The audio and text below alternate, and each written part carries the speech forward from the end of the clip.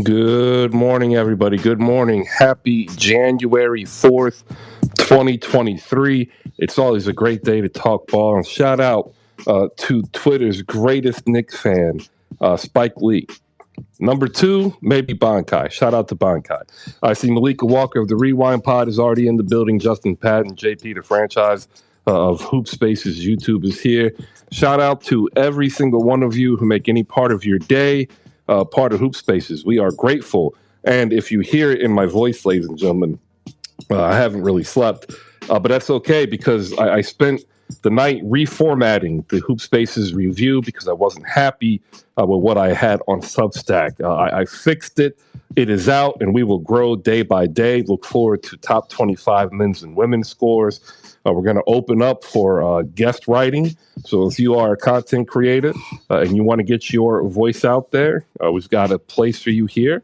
Shout out to Verl, Nico, CT Pittman, two people of the culture down for the cause. And also on Substack now, if you want to directly support Hoop Spaces, you can. There are subscription plans, ladies and gentlemen. So as little as $5 a month, which is what I kind of actually came down on, $5 a month. You'll help. You'll help build the community to be bigger and better than what we have been in 2022 as we start out a new year. There's a monthly, which is $5. You can save some money, do 50 for the year, and support us for the entire year. Or if you've been here since day one and you have a little bit of extra, there's a founding member plan for 200. Now, everything on the review currently, it's still going to be free, so you don't need to worry about that. Eventually, there'll be a paywall for archiving, and that's later down the road. But as a founding member plan, we're going to grow that a little bit. We're going to get a actual video conferencing going on Substack too. And if you did do the founding member plan, you'll be given a guaranteed slot on one of the episodes of the videos that will start up on Substack. So all that being said, 212 of y'all made my day one day by subscribing to the review. Shout out to each and every one of you. The review is back. The episode went out. The issue went out today. It's up there in the Jumbotron, the big board up there, the Hoop Spaces review. Although it was supposed to say we back, it doubled up and said Hoop Spaces review. Slam it, check it out, recommend it to all your friends. And essentially, if you haven't read it in a while and you missed it, you get the recap for every game. You get news and notes across the league, and we'll always shine the spotlight on some great NBA Twitter content creators here on Hoop Spaces. Lots of great basketball last night to actually get to. So if you want to come on up, now's a great time to go ahead and raise your hand so we can go ahead and get the good mornings in. And then we'll go ahead and get started with some great basketball talk. Shout out to Giannis making history. That is a fact.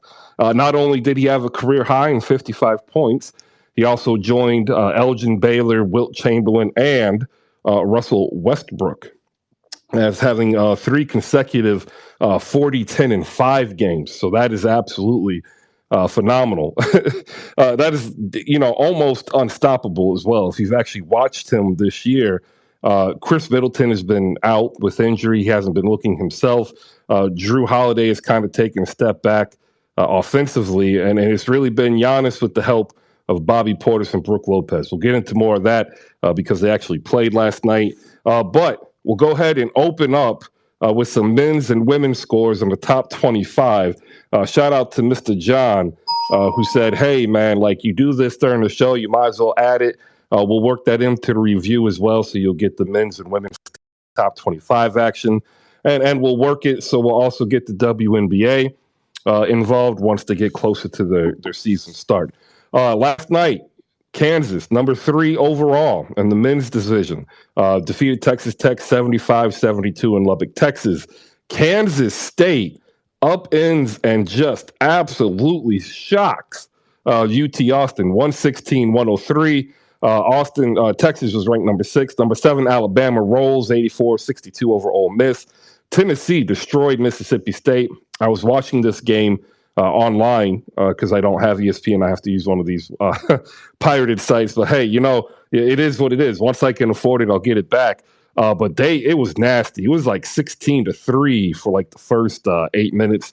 Pittsburgh beat the 11th ranked Virginia Cavaliers. The Wahoos falling on the road 68-65 in an upset. Wisconsin beats Minnesota 63-60. And those fighting Lobos of New Mexico fall to the Bulldogs of Fresno State 71-67. In the women's side for scores for top 25 action last night, you had Michigan out on top of Penn State 82-72. The Evil Empire, UConn Huskies defeated Butler 80-47. And the Baylor Women Bears beat Oklahoma 81-70 in a showdown of top 25 action. There you go, your men's and women's college top 25. Shout out to all those who cover it. EK Johnson down below, a frequent listener, oftentimes comes up on stage. We're going to talk again to get him to bring in some college basketball talk here as well. But we'll go into the good mornings. First, we will go to Micah Clark. Then we got Uncle Bleed, who's up here to atone for the sins of Celtics Nation from last night's absolute debacle. It was bad. We'll get to that. Micah, good morning. Good morning, Chris. You know what, Chris? Some people, they just start their morning off bad. They choose pumpkin spice latte. I, on the other hand, I woke up this morning and I chose violence. Because after Luka had his historic performance, rather than appreciate greatness, the Tatum fans came out in full force to tell me, oh, his 60-point game was better. Oh, he clears Luka because he's a better defender. Question. When you give up 150 points to OKC without SGA, how much defense was actually played? That's my take. Good morning to you, Chris. All right. Good morning, Micah. And I tell you what, it sounds as though you're either on break or not working. Hopefully everything is good. We got Uncle Bleed here. The Celtics chat was something else last night and this morning. As you know, Thunder 150, Boston 117. We'll get to that. Uncle Bleed, good morning. Good morning. How you doing? I guess one game can win a person or lose a person an entire season's MVP race. So, I mean, Luka clearly clears Tatum based off of that one game against a middling franchise that has done nothing since Kevin Durant left. So please, that's ridiculous. Please miss me with the crass takes this morning. Let's start here. Joe Mazzulla. We have to start asking questions. I think that the first month of the season, we got off to a historic start. We fell in love with Joe Mazzulla. He got a ton of credit. His offensive genius, his offensive prowess was on display. Everything was fantastic. And he got a ton of credit for that. So I think when the Celtics play poorly, in, I don't know, the better part of a month, that we can start asking questions about this quote unquote wonderkid. I think that it's time to start asking questions. And I don't think that means that we need to ask for him to be fired or if we need to question Brad Stevens' hiring. But I do think that we can look at the tape, we can look at the culture, we can look at the results recently and start asking the necessary questions. Let's start here, the timeouts. So that's been a common theme throughout the season, even when the Celtics were winning. Well, now that the Celtics are losing, these timeouts, we've got to start stopping these runs. That's a big deal. Secondly, culture. Culture is a gigantic deal. The Celtics' talent since Jason Tatum, Jaylen Brown, and Marcus Smart have been the core of the Celtics have never been a question. Talent has never been a question. What has been a question is discipline, maturity, consistency. Enter Ime Udoka, not his X's and O's coach. We all get that. We all saw the finals. Didn't make the adjustments necessary to win at the highest level. That's okay. But what he did bring to the table was accountability. What he did bring to the table was culture. What he did bring to the table was that dog in the locker room that we are clearly missing right now. Now, this isn't a I guess, a blemish on who Jason Tatum is as a leader. However, we do know that he is more on the quiet side. He's more of a leader by example as opposed to a rah-rah guy. Marcus Smart has been that guy for us in the locker room. But unfortunately, Marcus Smart has been the third, fourth, fifth, maybe sometimes sixth best player in the locker room. So the entire team isn't going to take that dog lead from him. We need our leader to be that. Enter Jason Tatum. He's not that. Enter You know, Ime Udoka. He is that. So when you combine Marcus Smart, our floor leader, our floor general, with a head coach, who also has that dog in him, it equals the finals run that you saw last year. You enter Joe you know, Mazzulla this is into just the that. good morning part, right? I'm sorry?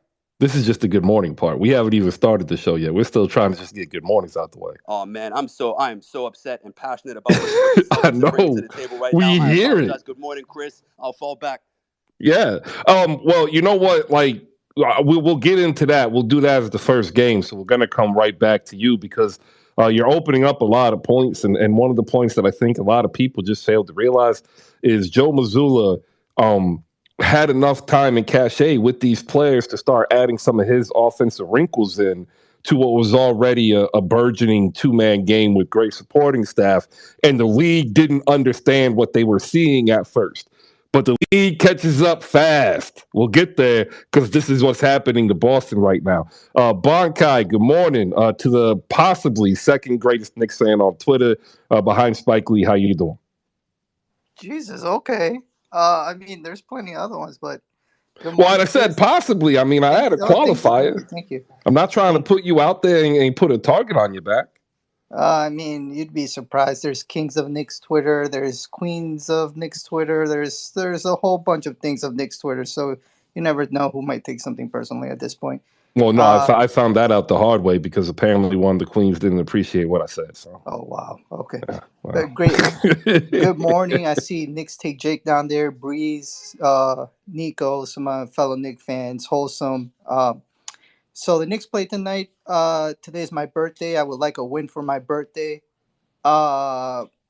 Even if it's considered... Wait, it's your birthday for real? Yeah, today's my birthday. Why don't I see any balloons? There is. I think it shows it, but I don't mind. Oh, Anyways. There we go. Happy birthday. Thank you. There we go.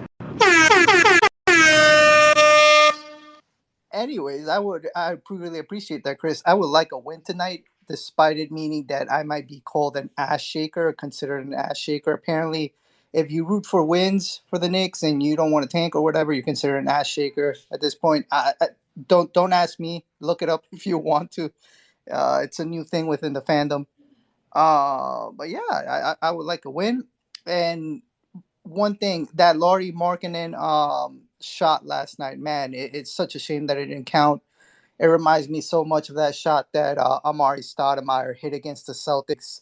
When he was here on the Knicks, that didn't count for he missed it by 1 second, 1/10 of a second, and didn't count that 3-pointer, and it sucks. But I feel for Lauri because they were all so excited last night, and for it to not count. You are holding on to a non-game winning shot by Amari Stoudemire from a decade ago. Yes, because I was at that game, and conversely, that game was also on my birthday many years ago. So when the shot went in, I could have sworn it was good, and everybody at the Garden was going insane. And once they reviewed it and they said it didn't count, it was the most miserable thing ever. Oh, cool. I'm glad it was on your birthday. Point of note, you used the word conversely incorrectly. Oh, my bad. Yeah, it's okay. Yeah. If the way you use conversely, basically nullified the point that you said it was your birthday or Amari Stoudemire missed a shot. Conversely means it reverses the previous idea that you're making reference to. Okay. Thank you for enlightening me, though. But yeah, it sucked that that shot didn't count. But it was many years ago, so. Yeah. Happy birthday, bro. There you go. That means somebody down below will be the lucky winner to sing Bankai happy birthday, because that's what happens here when somebody says it's their birthday on stage. We find somebody to sing happy birthday. So we'll figure it out. And because today's National Trivia Day, we will do trivia to do so. All right, let's go over last night's scores. If you want to come on up, go ahead and raise the hands. Do me the favor. Look up on the big board. You're going to see 4 tweets up there. The first tweet is the show card. The second tweet is the Hoop Spaces review. We're back up. That is the daily newsletter giving you NBA recaps, news and notes, and spotlight on the creators here. Check out the subscription plans, because if you look at it right now, CT Pittman was the first one to admit it. He signed up for a full year to support the cause, ladies and gentlemen, for $50. We give him a round of applause, our thanks, and a point. And if you are new to the show, those points that you hear when you hear this, you want those. This is good. The more you hear this is a good thing. At the end of the show, whoever has more wins, and what they win is absolutely nothing. At least not yet. All right, 3 games last night. Bucks and Wizards, 123-113. Career night for Giannis. We'll get into that. The Thunder, without Shai Gilgeous-Alexander, decimate the Boston Celtics. There's also a little bit of a trap element to this as well. The Kings outlast a phenomenal closing. Utah and Sacramento was the most entertaining game probably so far of the week. 117-115. De'Aaron Fox hits a layup with 0.4 seconds to go. Lauri Markkanen hits a go-ahead 3. It was waved off as like it literally was a tenth of a second away from being good. And we'll get into the mechanics of that, because that's actually physics as well. It just, no matter how much you train, there's just a minimum set of time that is required to get a shot off, right? And it really is the physics of what the jump shot actually is. If you were to throw it in and try to tap it in like volleyball, you get that 0.1. You see that like around the rim area when there's only like 0.2 seconds. They'll try to get basically a alley-oop heave and you volleyball it in. But they thought they had enough time. But 0.3 to 0.4, that's where that line is. And most times or not, you're going to be over. And that's what happened last night. All right, we will go to Uncle Bleed, who's going to get in first to the game last night, what he saw, and then we'll rehash what he started off with what he sees is wrong with the Celtics, but actually is really kind of natural. Uncle Bleed, the floor is yours. Good morning. Good morning. What I saw last night was lack of energy. Malcolm Brogdon, after in his post-game interview, said that when the Celtics found out that SGA was not playing, he was a late scratch, as we all know. So they found out when they were in the locker room, they all collectively exhaled and relaxed. And that's exactly what it looked like when they were out there. They looked like they were relaxed. They looked like they thought that they were the better team. They started the first quarter off well. I thought that they played well, but as soon as Jason Tatum left the floor, and Jaylen Brown went into MVP mode where he thinks he can drop 50 a night, that's when the wheels fell off the bus. And even that's a problem. There's so much to talk about. There's so much to cover.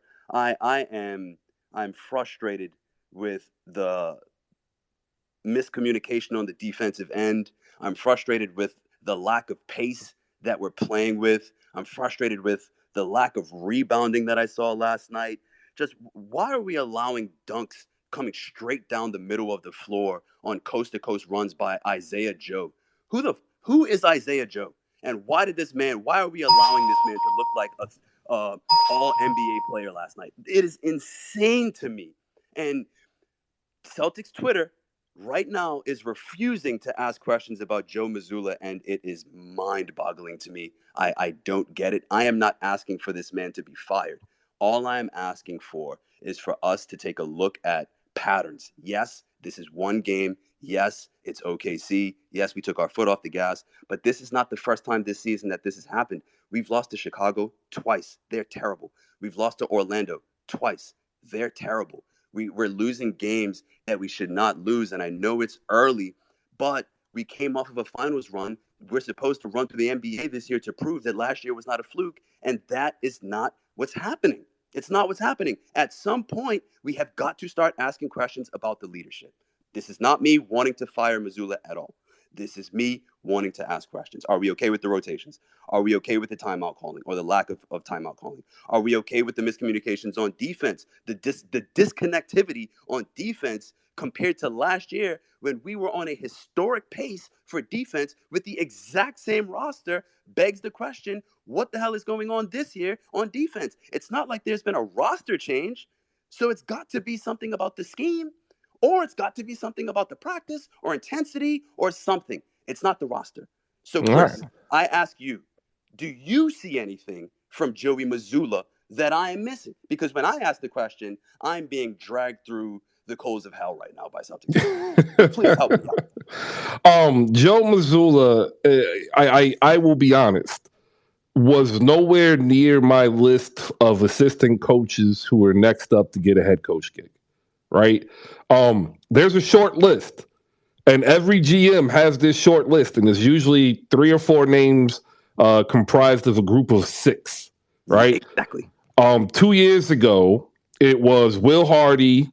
It was Jamal Mosley. It was Chauncey Billups. Nah. He wasn't on this list. He was highly coveted. Nah, the cat out of Minnesota. I can't remember his name.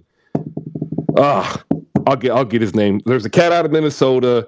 There's a dude in Miami. I can't remember his name. And then this 2 years ago, so Ime was on that list. Yep, Ime was on that list. And then Kenny Atkinson from Golden State. Yes. Right. So these Vanderpool, David Vanderpool is the one from Minnesota. And Wade. Chris Wade or something like that out of Miami. You're digging in the crates right now, my man. Yeah, That's above my head. So these 6 were like on this short list of assistant coaches, current assistant coaches, ready to take that next step. Like Ime because of San Antonio and Brooklyn, the Miami guys because Miami, Will Hardy because of the success in Boston, et cetera, et cetera. Mazzulla was not up there.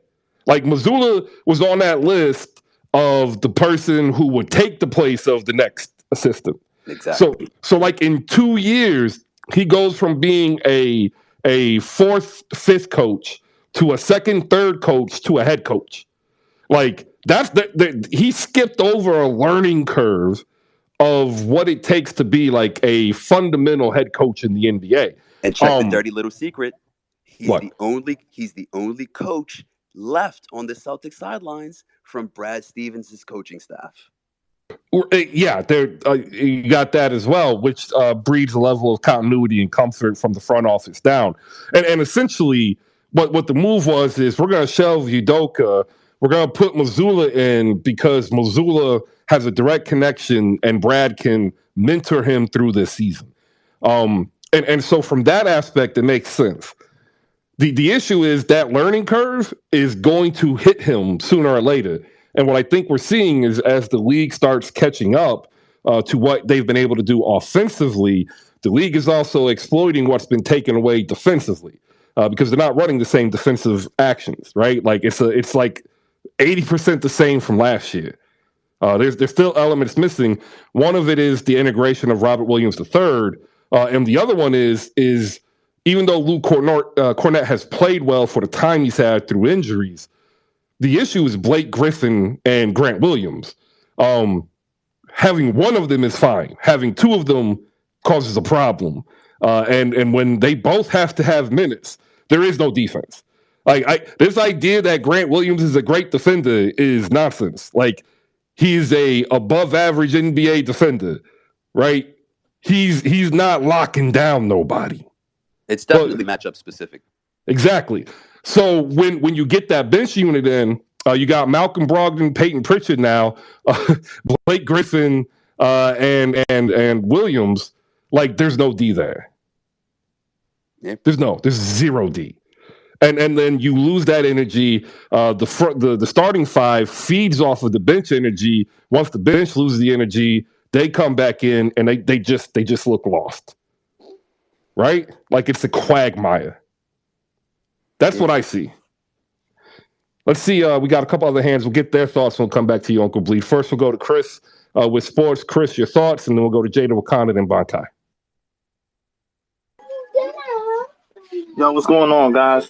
Thank you for having me. Always a pleasure, man. It's been a minute, too, since I've been back on the spaces. All right, so did you catch the Boston game? Good morning. Good morning. Yeah, you catch the Boston game? No, I missed it. I didn't watch it. All right. Well, But, we're on that. We're on that game right now. Yep.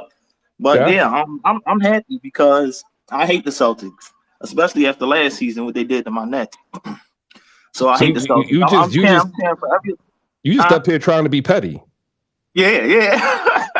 Like I ain't watched the game. I hate the Celtics. I ain't watched the game. I know you talking about the game, but I ain't watched the game. By the way, F the Celtics. I don't like them. Like, come on, man. That's mean. Man, I'm praying for their downfall. Ooh, that's rough. To be honest, man. All right. Well, let me get Jay to Wakanda in here because we want to keep the Celtics talk going first. We want to get through all the games before we move on. Jay, hop in here if you caught the game. What do you got? Yeah, I caught the game, and my synopsis is that Fab Melo is not walking through them doors. Fab Melo. All right, Peter Fab. Shout out Fab.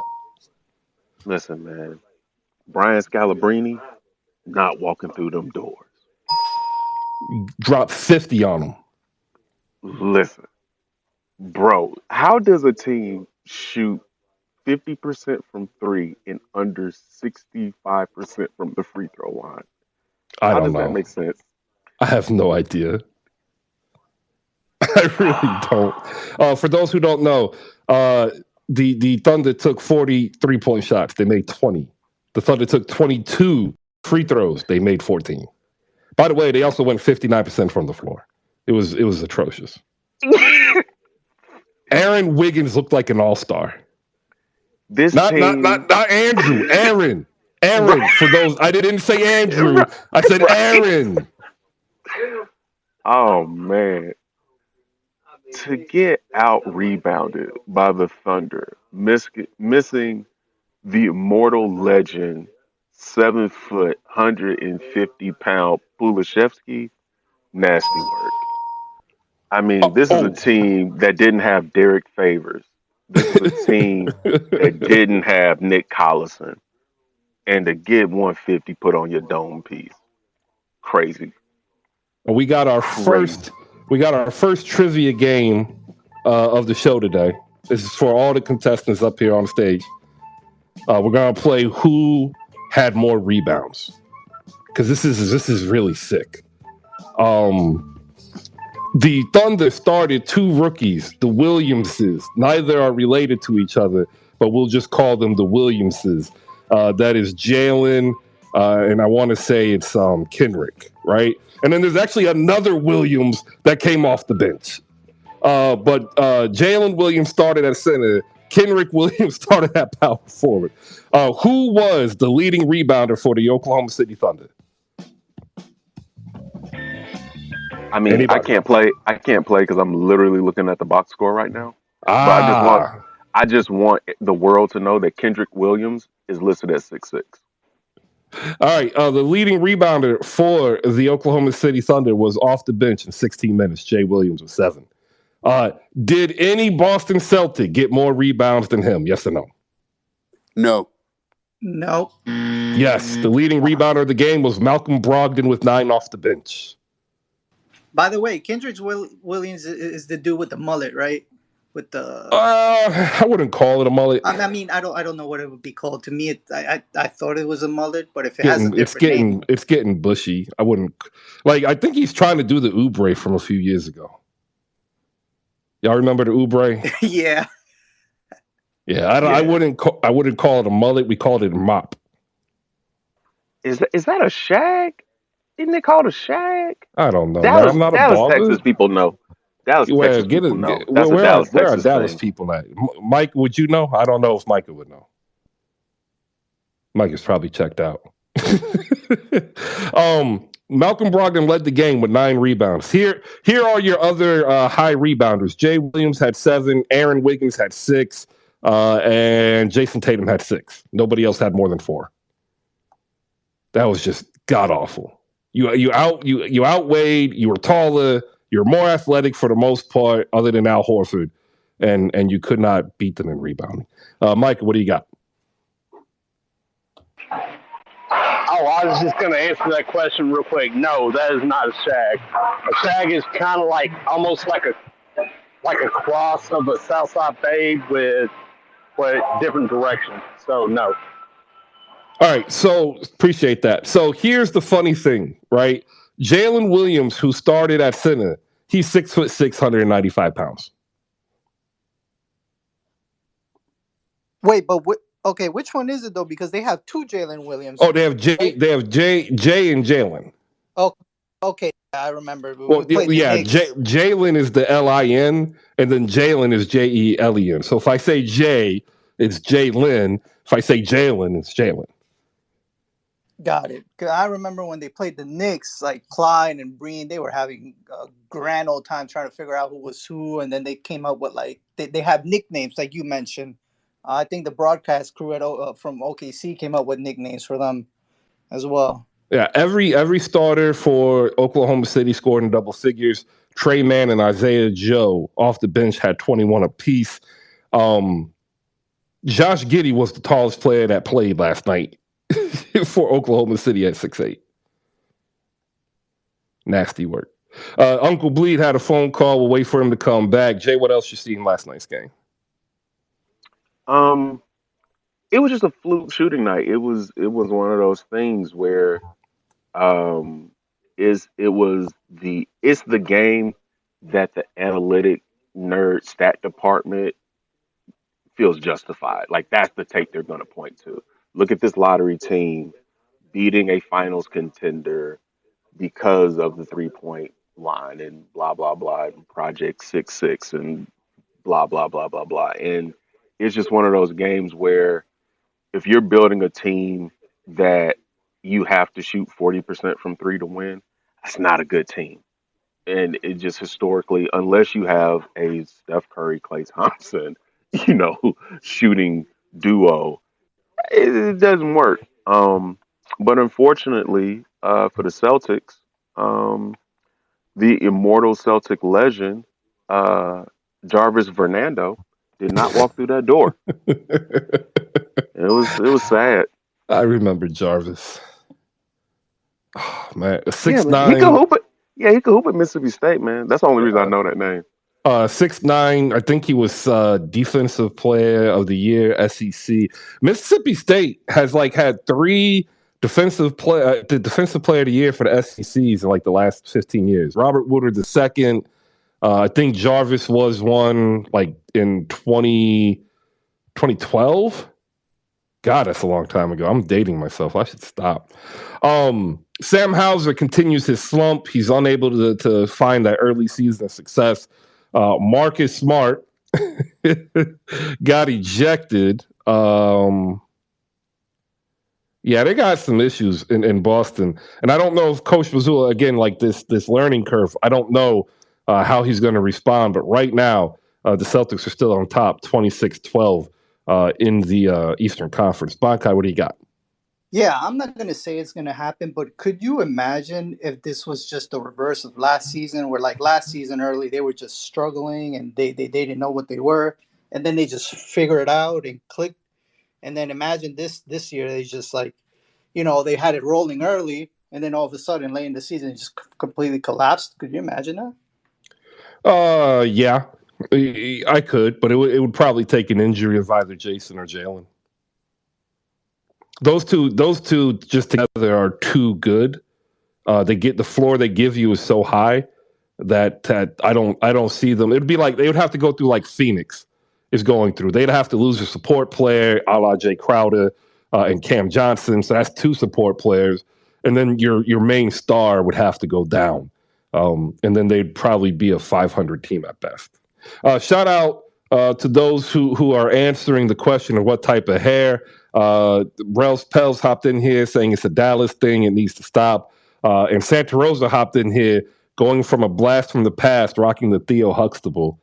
Point to her because she got. Yeah, she's not raw. Yeah, she's not. She's not raw. She ain't. All right, the Thunder. I've got a couple questions about the Thunder. Shout out to Bleacher Mob Radio, the most consistent Thunder fan that I interact with.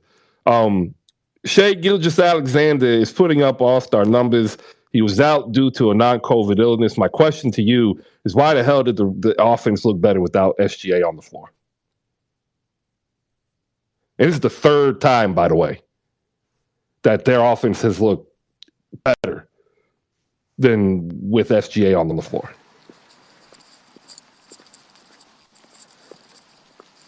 All right, nobody. What's up, Coach? What's good? So I missed your question. What did you say about SGA? Why does it look like the Oklahoma City Thunder offense is better when SGA is not on the floor? Might be similar to when Ja was hurt last year with Memphis and how good they were. I just think they've been used to playing without SGA. He's got a little bit of an injury history too. And I want to give a shout out to Sam Presti. This guy is amazing at finding and drafting talent. Because in OKC, let's just face it, they're not a free agent destination. So you have to draft and you have to develop. And Jalen Williams, Josh Giddey, it's been very, very good picks. Finding Lou Dort, I think he was undrafted. And I'm a fan of what they're doing right now because, in a sense, I think they're overachieving. I think they're a couple of games below 500 and doing what they did. They're 5 games below 500. Okay, are they 16-21? Is that correct? 16-21. So when you look at this team coming into this year without Chet, likely they're going to be back trying to get a top 5 pick. But, even though I still think they'll be there, at least they're being competitive right now. It's maybe trying to change that narrative for their team moving forward because they still have a treasure chest full of picks still. Yeah, they control the draft for the next decade. Joe, hop back. Jay, hop back in here. And what do you have, Coach? Go on mute for us.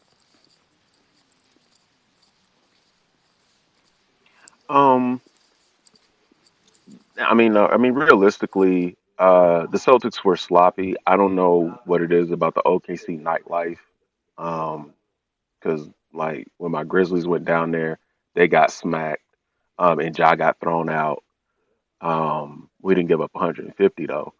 But no, it was a turnover. It was just a sloppy, non-attention to detail. Let's get out of here, kind of laissez-faire attitude of the Celtics.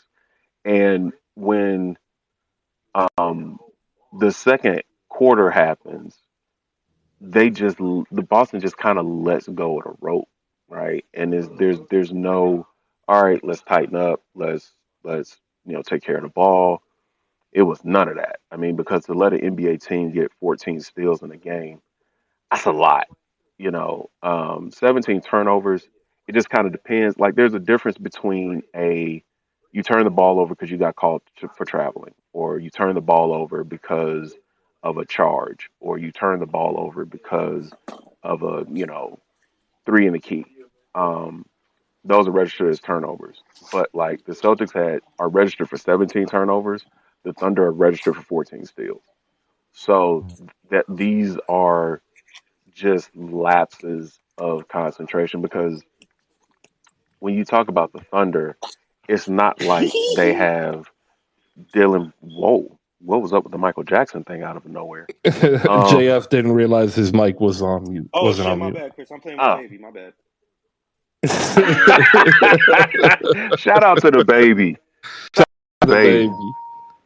But yeah, nobody on this Thunder team is averaging 2 to 3 assists. 2 to 3 steals. And their highest person who averaged steals is SGA at 1.7. The next is Lou Dort at 1.1. So this isn't quote unquote a ball hawking team. It was ball hawking last night. Yeah, that's what I'm saying. So it was just I think the Celtics were just on cruise mode. The nightlife of OKC strikes again. By the way, if none of y'all have been to OKC, it has been built up over the last decade. Okay, I am 40. I have been through Oklahoma City about 20 times in my life. It is as if you took 2 neighborhoods from Dallas and put it out in the middle of nowhere, and then people just kind of haphazardly built around. and like outside of Oklahoma City, there's nothing. So like their nightlife, like you can go to a pool hall and a strip mall, and that might be a top 10 destination. Yes. That's what I'm saying, man. Let me hit this so I can get this read in here because I didn't do it on the opening up. Ladies and gentlemen, there's 90 of you in here listening to Hoop Spaces. We want to say thank you for making any part of your day part of ours. If you could do us the favor and look up on the big board, there's some tweets up there that we want to take your attention to. The first one, of course, is the show card, and you hear me oftentimes say, please like and retweet. It's the only currency for Twitter that we have, and it's the truth. Like, Twitter is based on numbers. It's math. If the more likes and retweets I get, the better performance I have, the more I can work to make it better. If you come in here every day, which the majority of you do, you know, it doesn't take too long to just take 3 seconds and 2 taps. Also up there, the Hoop Spaces review is back up. It's live. It came out this morning, giving you the NBA recaps. If you remember, we put this on review because that was Twitter's newsletter handle, and of course they decided to cancel it, which, by the way, they spent money to buy it, and then like not even a year later they're like, we're done. Eyes are on Substack. Twitter said that they might want to purchase that to integrate, so we have moved to Substack to help us grow. We put on a subscription. You can pay $5 a month to help support the show. You can pay $50 a year and save some money.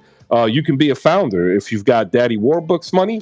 You can hit us up and be a founding member, or you can just have the free membership, which is what we had with review. So make sure you sign up for it. Spread the word that it's up, because that's how we're going to grow. Also, we want to thank our sponsor, SlamGoods.com. Yesterday, I put out the Kobe Bryant tribute bundle. And like we had, I think, 11 sales of that. Like these Slam Goods people, they're mad because they're like, how do you do this? And it's like, I don't know. I say slamgoods.com an awful lot in my show. Maybe you should come by so you can listen to yourself. And as you head over to slamgoods.com, pick up the pickup card game. Like it's $25 for a lifetime of memories of basketball, all inclusionary, men, women, kids, disabled.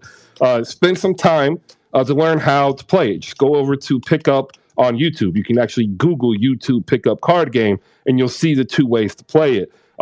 So if you buy it for $25, you use promo code HoopSpaces, you save $3.75. You could then get yourself a cup of coffee. You need a mug for that coffee, so head over to the HoopSpaces merch store and pick up a mug for $12. There you go. So Wednesday, y'all, it's trash day. I don't know what day your trash day is. Mine is Wednesday, and I hate it. I grew up with my trash taken out on Monday, and I prefer it that way because, like, I want to start my week, you know, clean, so to speak. Wednesday, it's just it reminds me of all the things that are bad, just like the Celtics Thunder matchup that we saw last night. We've got Micah with his hand up, JFK, and Nick Take Jake will get their thoughts in here. If you're down below and you want to come on up, raise the hand. If not, head into the chat box and you know, we'll get there in a second. And to the person who just asked, the hoodies are universal, right? They're small up to XXX or XXX. So like, you know, if you're a dude, it's a dude size. If you're a woman, it's like a size up. There. All right.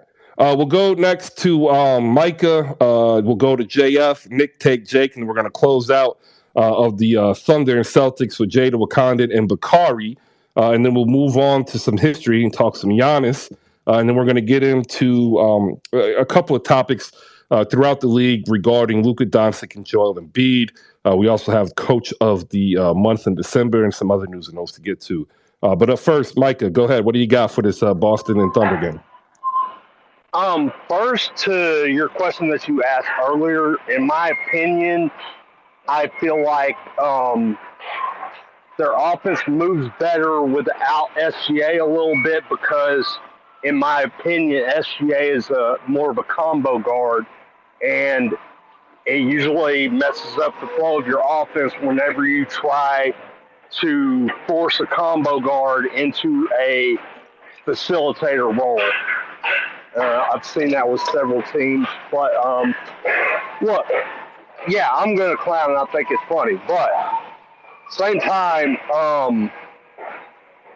the thing with these young teams that don't have the best record, these are talented guys. And if you take them lightly, they will surprise you, and you see several with Detroit, even Houston, even San Antonio, to where people is like, okay, these are a bunch of bums. We don't got to play our best game and then get bullied. So just can't do that. You can't let your foot off the gas for anybody. I don't care who they are. That's true. All right. Appreciate it, Micah. We'll go next to JF Cake. JF, good morning. Morning, Chris. And morning for my baby too, man. Like they're really energetic in the morning. God damn, Chris. Well, yeah. Like that's their job. Their job is to keep you occupied with movements and vocalizations of, pay attention to me and I'm hungry. I'm looking for that midday nap already, Chris. But first things first. Before I talk about the Celtics, if you're a Knicks fan, blink twice. Now blink once if you're okay, because Chris, I heard some crazy stuff now. Like James Dolan is really using this face recognition to enter the stadium so he can see who's trolling him and who's talking bad about his Yeah, that's organization. old news, dude. You didn't know Oh that? my God, Chris. He's that petty. I was like, you know what, Chris? I was always wondering why these Knicks fans are up here capping like this for R.J. Barrett and Jalen Brunson. Like they're gonna make it to the second round of playoffs. Like I was like, hold on, is this really whose face is? But then I figured out like James Dolan kind of has the Knicks fans on lockdown. So shouts out to him for being a petty billionaire. But Chris, last night, man, I must say. Defense wins championships, Chris, and that's something we didn't see from the Boston Celtics, Chris. 150 points with no SGA. What kind of shit is that, Chris? Excuse my language, but I thought these were the unstoppable Celtics with Joe Mazzulla, that they didn't need a Ime Udoka. They didn't need a Robert Williams. All they needed was a Malcolm Brogdon. That really was it. You know what, Chris? Like I like to say last year, they're literally 1 3-point shot away and a Chris Middleton start from not making that finals. And I keep on telling y'all, the Golden State would have rather played Milwaukee or Miami instead of Boston Celtics. And you know what? I said when we played them, I said their offense looked very vanilla with Jason Tatum just throwing up all these threes. I said, what if he doesn't make them? And you know, Chris, I was right again. When he does not make his shots, Chris, it doesn't look good for them. It doesn't look good for them. That's why I like to say that Jaylen Brown is the more consistent player right now, and he's literally leaning towards being the best Celtics, Chris. So shouts out to OKC. The only thing I know about their life is cigar bars, but shouts out to that. All right. Shout out to Jay, just picking up a Hoop Spaces hoodie, not Jay the Wakandan. Jay down below. Big ups and appreciate you. If you haven't picked up your hoodie, you can go up to the Hoop Spaces merch store. You can get your own. You can get a mug. There are even, for you, JF, for your lovely baby, there's plushies. You can choose 3, I think, are in stock right now. There you go. I saw the Lion one, Chris. I think I'm going to get that one. That's what I'm talking about. Yeah. All right.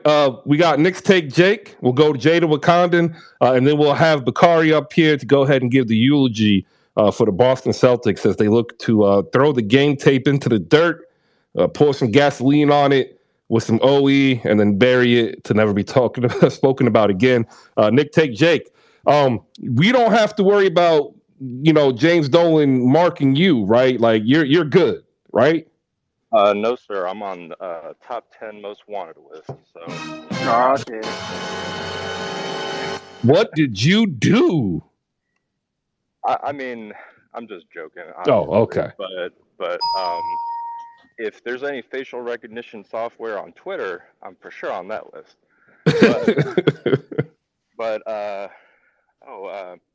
Never mind. I was gonna say first off, happy birthday to Bonkai. One of the top ass shakers in Knicks Twitter. No, I'm just kidding, Bonkai. Love you, man. Happy birthday. One thing I wanted to say real quick about OKC. So, Chris, you sound a little familiar with that area. Have you ever been to a spot called Bobo's Chicken? Yes, I have. I still have late night dreams where I wake up in a hot sweat because I just had such an amazing like experience with that chicken. They smoke that chicken for at least 2 straight days. It is, you can literally taste the smoke coming out of your mouth as you exhale. If y'all are wondering, it's over in the Federal District by Florence's. It's I think it's not quite downtown. It's like on 20th or something. Right, yeah, they kind of switch up spots, but my wife went out to OU, so you know, after going out, we would like drive all the way over there, and man, it's some good stuff. But better than KFC. They're not even in the same stratosphere. Exactly. Wait, so I was having faulty connection. Did I just hear Knicks Take Jake call me one of the top ass shakers of Knicks Twitter? What the? Shake that ass, Buckeye! It's your birthday. Shake any ass you want, as long as it's not a kid's. That's illegal. I'm just joking, Buckeye. You know I don't love you, bro.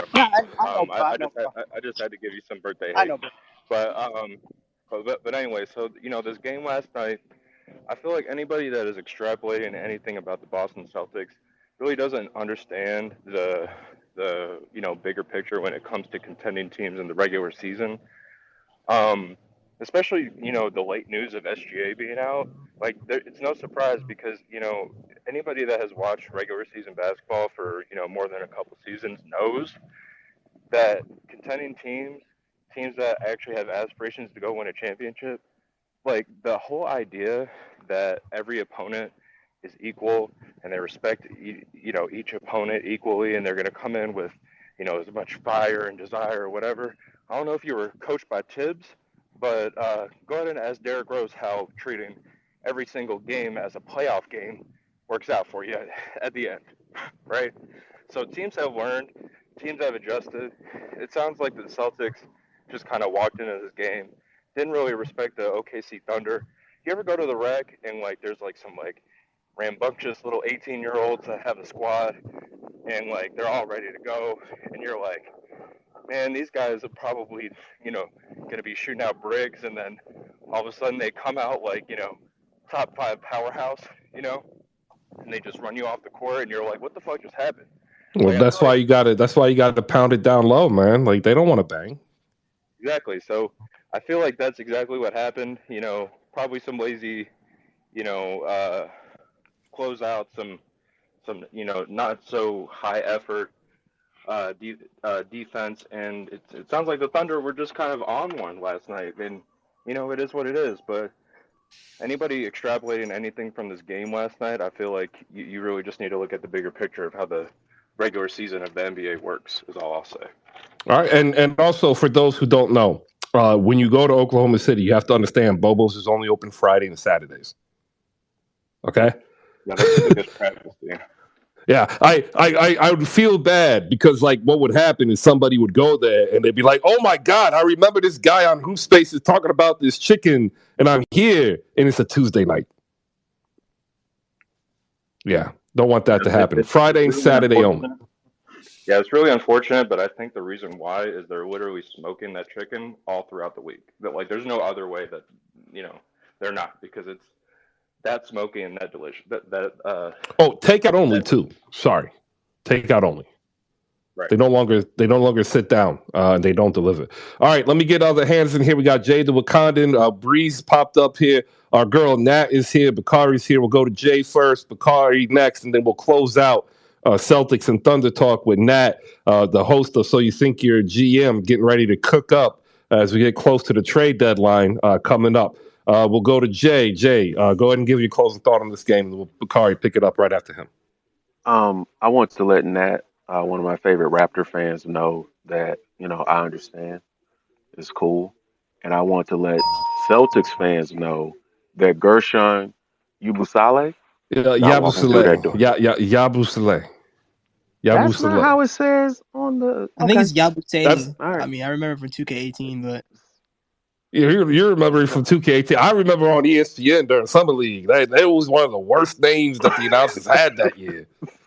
They ended up calling him the Dancing Bear, and then no lie, an email went out and said you cannot call him the Dancing Bear.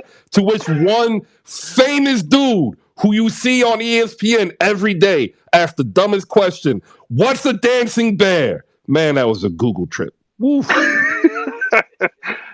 And Sime Ojale is also not walking through that door. Semi Thank Ojale, you, Chris. respect him. Usually, yeah. SMU's greatest player, not named Emmanuel Mudiay. Basketball Reference needs to work on their pronunciations because, according to Basketball Reference, I'm doing this correctly. Yeah, I don't think so. Also, Walter McCarty not coming through that door. Bakari, pick it up. What did you see last night? Jordan Mickey or RJ Hunter? I did not watch the entire game. I turned it off in the middle of the third quarter. It's just the fan base I've seen on Twitter. I'm in a lot of group chats and stuff. There's three different groups of people that are Celtics fans, in my opinion. There are the Mazzulla enthusiasts. They believe that Mazzulla's basically like their Lord and Savior. Everything's gonna be fine. They don't see anything going wrong. Then there's the bring back Ime people. And then there's the people that just don't care. They're like, it's just one game. Let's just move on. I don't fit in any of those categories. I'm just an outlier. I'm not on that graph. I'm not on that scale. This was very painful. I mean, I know Rob didn't play, but like, it's just pretty embarrassing, you know? This is not the Celtics I once knew.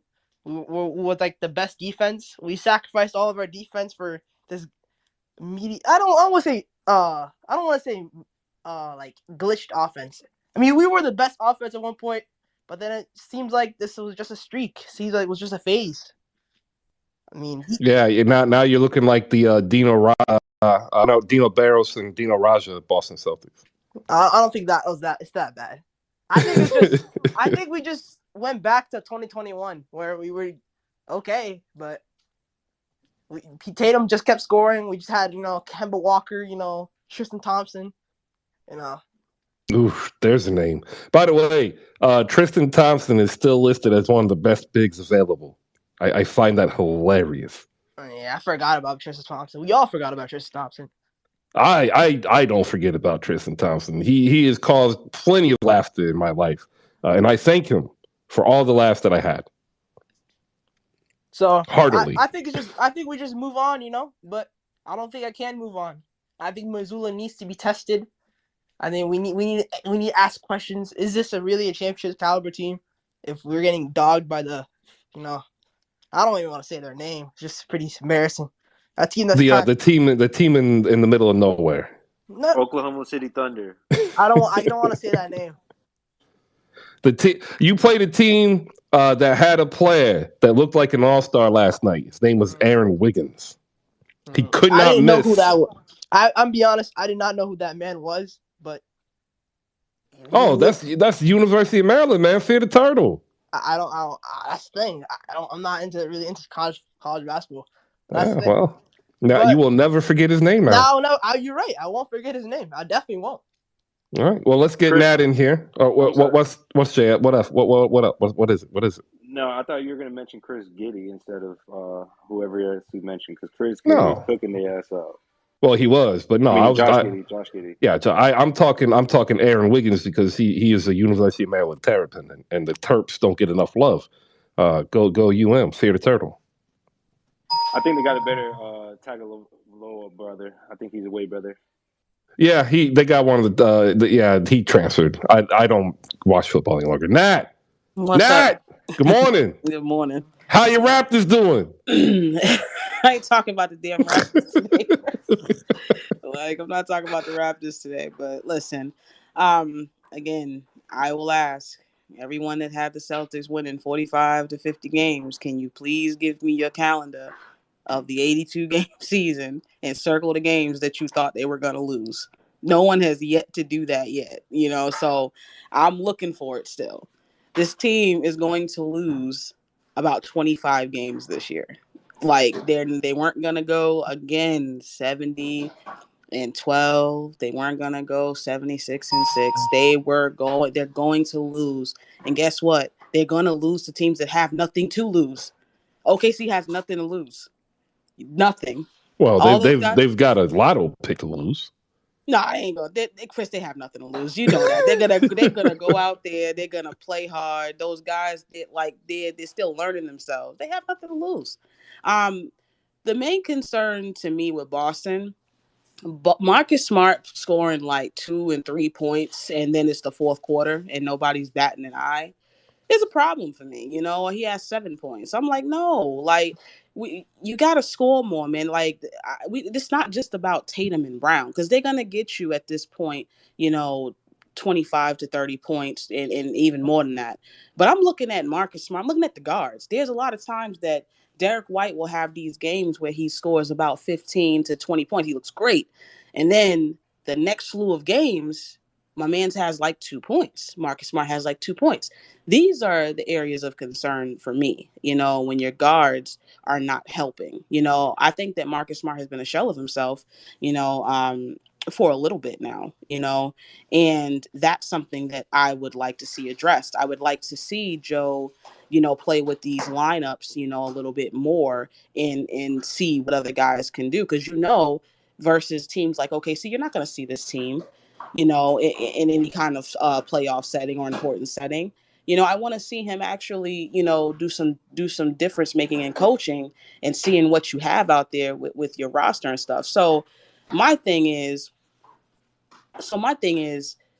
why not get down to why the guards are not producing the way that they should? Why not play with to see if you put Malcolm Brogdon in the starting lineup, what that can do? It's so many things that can be done, and we're just out here, running around doing cardio now, like there isn't something that you're looking forward to or looking ahead.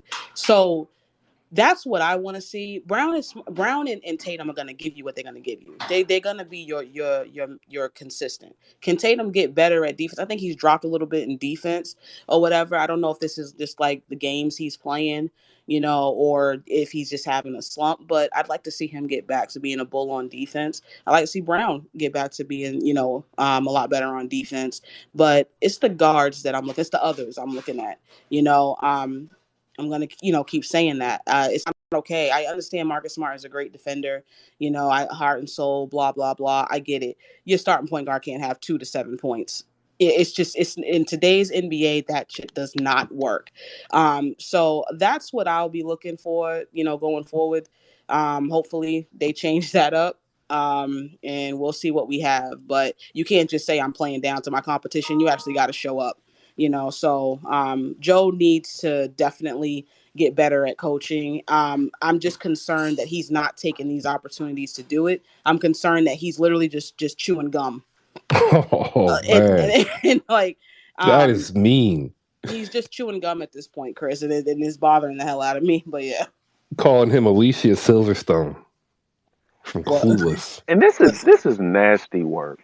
This is nasty work by Nash. You know what's funny? I'm a Knicks fan, and even the games I've watched, I've noticed how hard he chews that gum. I was talking to somebody the other day, and I was like, why is he chewing it so aggressively? Like, it's a piece of gum. Like, you can always get another one. He's like chewing like, like, bro.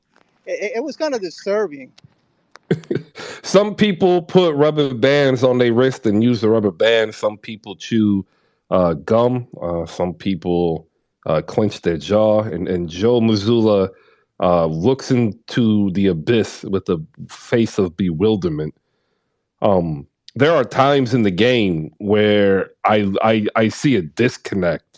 Like, he's wanting something done, and I think he knows what he wants done, but then it blanks, and then there's some franticness, kind of like Billy Martin in the Yankees.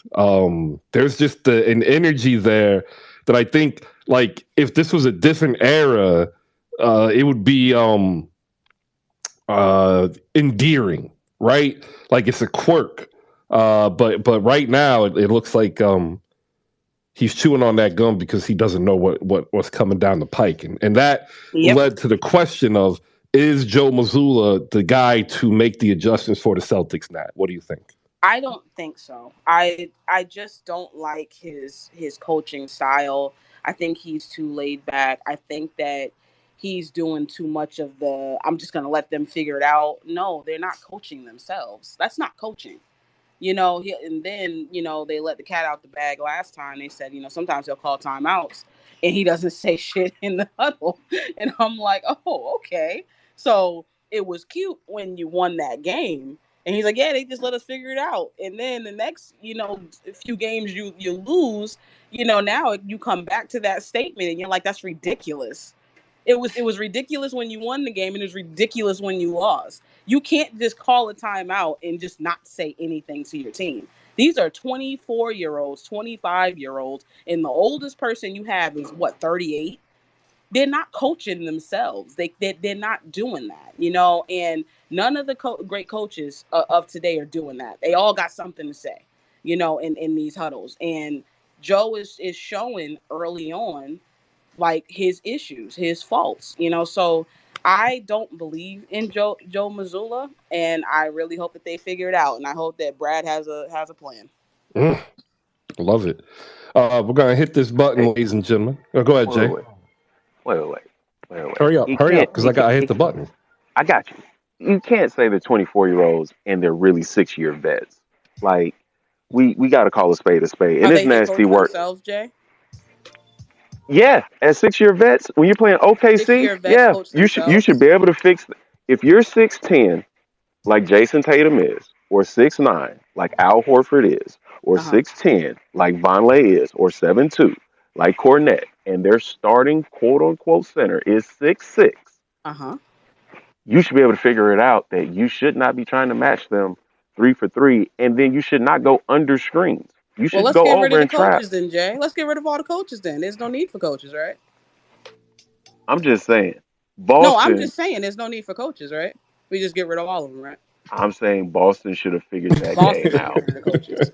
Oh, gotcha. Because Al Horford taking 3 shots in 22 minutes against a 6'6" front line is nasty work. That's not on Marcus Smart. We're gonna. That makes no sense, but okay. We're gonna talk briefly sometime about this side story to sports.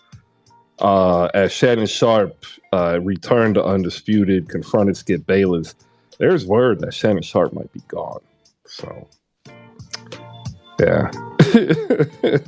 I don't watch that show. I've watched maybe 2 episodes. I don't even know how long it's been on TV. I haven't watched First Take since they took it off of the 5 o'clock. I don't even think I was watching it when it was still on, like at 5 or 6 on ESPN. As I grew older, I was just kind of like, yo, y'all yelling about the same stuff every day. I could do that. I could just look in the mirror. We'll get into that a little bit later. We got some more basketball to talk to. I was hoping Nat would be able to stay up here because I wanted to give her a shout out and ask for the card for So You Think You're a GM, which we ran last year. She was the host. It's absolutely phenomenal. And what it is like a lot of you put your basketball takes out here in the Twitter sphere saying, oh, this player would fix my team. But the issue is most of these trades are god awful. Like, I'm not going to sugarcoat it. Most of y'all aren't as good as you think you are because you never understand the very first rule of trading, which is both sides need to say yes.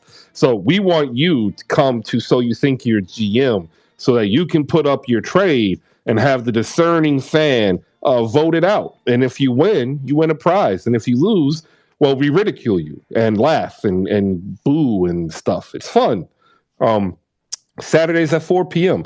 Hopefully she's going to be able to come in and get another convo going around that.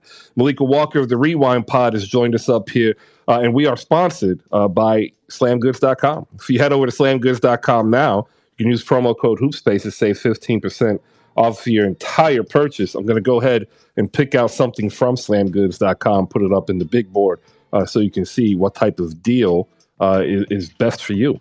They have everything you need for the basketball fan at home: apparel, collectibles, readables, digital subscription, $20. Use promo code HoopSpace to save 15%. Thank you, everybody. There's a bit that Dave Chappelle did, and it was mocking Sam Jackson, and I think y'all remember. It's like, buy my beer, it'll get you drunk, right? That's that's fandom in a nutshell, right? The teams are out there saying, buy my beer. It'll make you drunk. And I think a lot of Boston Celtics fans were drinking the beer of the early success and are now realizing that the NBA itself has a wide range of parity. And you can be 4 or 5 games under 500 and still be a very competitive team, which we saw last night with Oklahoma City beating Boston. 2 more games to go from last night. The Milwaukee Bucks and the Washington Wizards is next, 123-113. Bradley Beal came back from a hamstring injury. He was only able to play 13 minutes, scored 8 points. Giannis, career high, 55 points, 10 boards, 7 assists, 2 steals. He was 20 for 33 from the floor, 15 for 16 from the line. And if he's shooting that from the line, there's the beat with or without Chris Middleton and Jrue Holiday. Earlier in the beginning of the season, I asked if the Bucks championship window was closing. Many of you laughed at me. Now some of you have said privately, like, hey, they are still good, but you might be right. We'll get to that. With Bradley Beal going back out, the Wizards had to scrap their plan. Corey Crisper, Denny Avdija got some extra minutes. They combined for 24. Rui added 12 off the bench as well. Kristaps Porzingis is continuing his really good play this year, 22 points, 9 boards, 4 assists. And Kyle Kuzma, man, he had the green light last night, 10 for 28, 20 points as he ascends to the top of the list of wanted traded players for other players. Teams who here watch the greatness that was Giannis, and we'll get into that. And then we'll ask what Kyle Kuzma's best fit is in terms of getting a trade here in the NBA. We'll go first to JFK. JF, what's up, man? How you doing? Yeah, Chris. So I saw some of the highlights on YouTube because I like doing that on my break. So one thing I've noticed, Chris, is that the Milwaukee Bucks, they don't have, I guess you could say, the supporting cast that I thought that they had. I think the only person you can look towards as somebody of that caliber would be a Grayson Allen. But I think there's a major fall off once you get past, I guess you could say, the Holiday, Giannis, and I can't even say Bobby Portis because, the question could be, well, I guess now he can start on different teams. But Bobby Portis wasn't the guy that was starting on the teams before he made it to Milwaukee. And these are the type of players that they have. I don't know if they're developing in them to the point where they need to be at, but a lot of it's going to be on Giannis's hands this season. And to be honest, if Chris Middleton is not towards at least say 90%, his team's looking like a second round exit. So I don't know, because we looked at Javon. I think that's his name, Javon Carter. He blew up in the beginning of the season. Now he's kind of like falling off again. So are there role players enough to help him like continue this, or is it just all false smoke right now?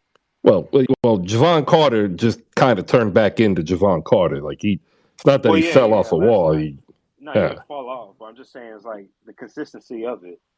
Oh, by the way, ladies and gentlemen, Javon Carter is your Tony Snell Award winner. 23 minutes, 0 for 2, 0 points, 2 boards, 3 assists, a lot of cardio, 4 fouls. Shout out to Tony Snell. Love Tony Snell. Hold on, Chris. I thought you changed it to the PJ Tucker Award. No. The PJ Tucker Award is its own award.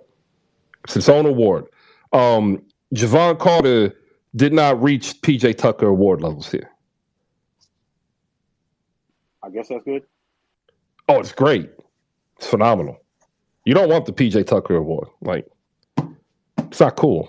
It's not like the Tony Snell Award. Like, the Tony Snell Award is an achievement. It is hard to do that. It ain't hard to do what PJ Tucker doing. He's just, running around. Mean mugging.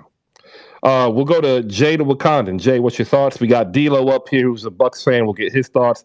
And then we'll go over to Hader as he can lament as his Wizards are now 17-22 and cannot win a game on the road at 7-15. Jay to Wakandan, go ahead. No, the Wizards. Was that little streak at home or was that away? That was at home. Yeah, you're right. Okay, no, because the Wizards are my guilty pleasure league pass teams because you might not want to say that out loud, man. Like that's I don't kind of care. like masochistic. Nah, I'm grown. Ain't nobody in here paying my bills. It's fine. Jay, that's when you watch midget porn, bro. No, it's not. No, it's not. No, it's not. I can watch a Wizards game with my grandmother. Yeah, there you go. Yeah, because that's exactly where we want to go for content. Talking about small people and other things with grandmothers. Like let's get back to where we need to be. Like Chris, I was is literally talking about the wild. Wizards. That ain't got nothing to do with me. I know he's telling on himself and he doesn't even realize it. Chris, Like I bet you JF, I bet you use incognito mode too, don't you? The VPN? You better have a VPN. All right, get back to the game, man. Jay. This is bad. We got D'Lo up after you. I don't even know how. Okay, the Wizards. The key to the Wizards' success is they're bigger, right? And they went against the Bucks, and they weren't bigger. Rui Hachimura could no longer bully his way to the rim against a 6'4", helpless shooting guard that has to guard a position up. Instead, he's looking at Bobby Portis. Same with Kyle Kuzma. Same with Kristaps Porzingis. Gafford, even though Gafford had a decent game for his skill set and expectations against that against that Milwaukee front line. But no, the Wizards, they need a point guard who can penetrate and dish. Their Delon Wright, I guess, love affair in that short streak, because I think before this game they were like 5-1 since his return. And what Wright gives them, if Bill is healthy, it gives them the ability to scale Bill up or down as a 1 or a 2, and it allows them to put Bill on the weaker person. But Morris is kind of shifty and fast enough to do it, to penetrate the defense and kick out to shooters. But against the Bucks and that drop coverage, Monte Morris doesn't have the skill set to finish over them. And then when he's dishing out, he's passing through trees. And so everything that the Wizards want to do, the Bucks are the antithesis of the defensive personnel that they want to do it against. And that's what happened in the fourth quarter. The Bucks tightened up, those passing lanes disappeared, and Giannis was clutch at the stripe down the stretch. And that's why the Wizards lost. Going 8 for 27 from three definitely doesn't help. But the Wizards don't really live and die by the three. And it's crazy in today's NBA, shooting 27 threes a game is actually help you finish 30th in the league in 3-point attempts per game. So it wasn't just the bad 3-point shooting. It was the inability to bully guys at the rim and get those rebounds and those putbacks. Because the Bucks just have the personnel to match them rebound for rebound, putback for putback. So it happens. Yeah, it happens. I think it happens more to the Wizards than to almost any other team. That's because they have the immortal Crispert as their shooter. Well, no, I mean, I'm talking about. I'm going back to when I was a kid. Like even in the Bullets era, they get it. It's like they get a good team, they get on a good run, and then like they wake up and remember they are the Washington Wizards. I can't explain it. Yeah, they'll put a good team together, and then they'll make like a bonehead move in free agency or trade, and then some otherworldly talent hits their conference. So like back in their Bullets days, they have Chris Webber, they have Juwan Howard, and I want to say Rasheed Wallace, right? And then Shaq hits the conference. They put together a nice little team. Then LeBron comes. So, yeah, they're the Wizards. They are the Wizards, and I'm sorry, Wizards fans. We'll get to one of our resident Wizards fans. We'll take the time to shout out Ahmed If he's listening, I hope you're doing well. D-Lo, what's up? History for Giannis. 55 points. He had a double-digit rebounding effort again with 10. Bobby Portis had 13. He had 7 assists. One of only 4 players now to have 3 consecutive 40, 10, and 5 or more, joining Wilt Chamberlain, Elgin Baylor, and Russell Westbrook. Congratulations. 24-13 in the beginning of the season. I asked the question, is the Bucks championships window closing? I think they will be competitive. I personally think it is closing because Drew Holiday and Chris Middleton, I think, just aren't going to be able to get up in time. What are your thoughts as a Buck fan as you see another dominating performance from Giannis, but really only help from 2 real players, Brook Lopez and Bobby Portis? I actually like what you had said about this team because at the start of this year, everything was clicking. We got out to a hot start. This team was undefeated. And then the shooting of this team and these fake-ass shooters, a.k.a. Grayson Allen, and just the bad shooting performances that we've had and the stationary shooters that we have on this team not being able to put the ball on the floor and make plays for themselves. The team, especially with Drew being in and out the lineup and, Chris not being here, I don't see us as the team to beat. Like, we're still a good team, but with the inconsistencies of this team and nobody else being able to create for themselves, this team is not that team that we thought, like how 21 was. And it is frustrating because it's like Giannis just had a back-to-back 40 and 20. Now he just had a 50.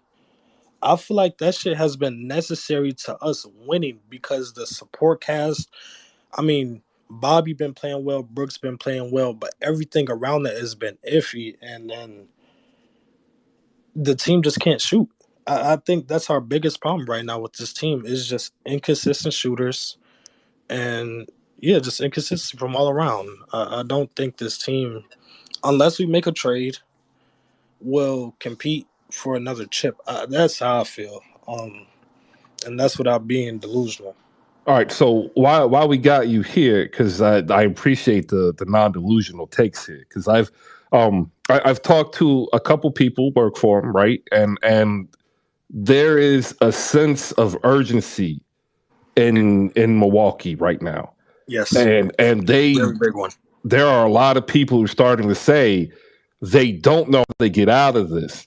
Because trade Grayson and all the fucking picks and get somebody else that can play defense. And that is the thing, because you had already started to mortgage your future bit by bit, right?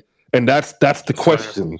Do you go all in for this season, or do you just stay competitive, pull back, and then address it in the offseason, knowing that you're limiting your chance to contend this year? I say since we got 34 on this team, he is the fucking Giannis is a title. Giannis is a champion.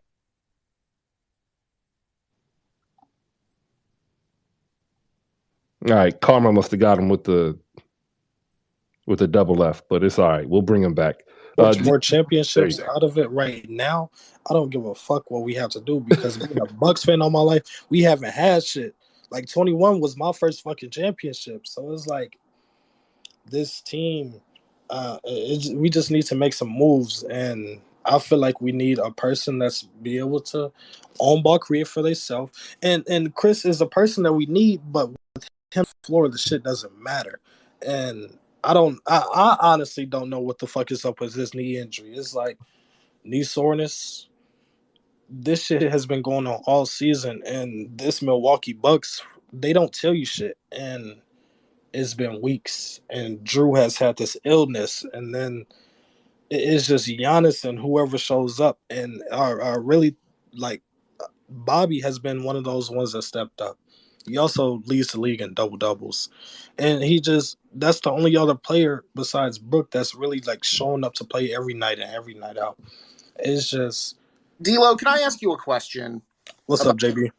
So, like, isn't the whole point, because you have Giannis, Brook Lopez, and Bobby Portis, and because anytime Brook and Giannis are playing together, you have a chance of winning any game, right?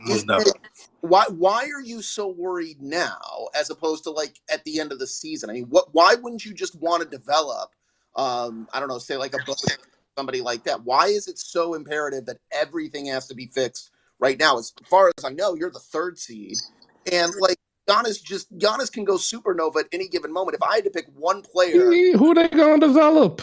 I was about to say this team is the oldest team in the league. The only nigga that could develop is Marjon. Hey, D'Lo, be careful. Like I don't want to go back to edit it. Like try to censor some of the words. Marjon is the only person that we can develop on this team.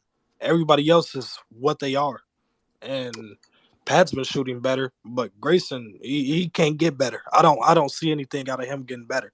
And George Hill, I mean Joe, maybe he could shoot better, but you know he coming off a like team is already Joe's like 36 too. Exactly. Like this team is old. Javon, you know, he got his spurts and shit, but it's still he's not finna get better. So it's just like, I guess what else can you develop?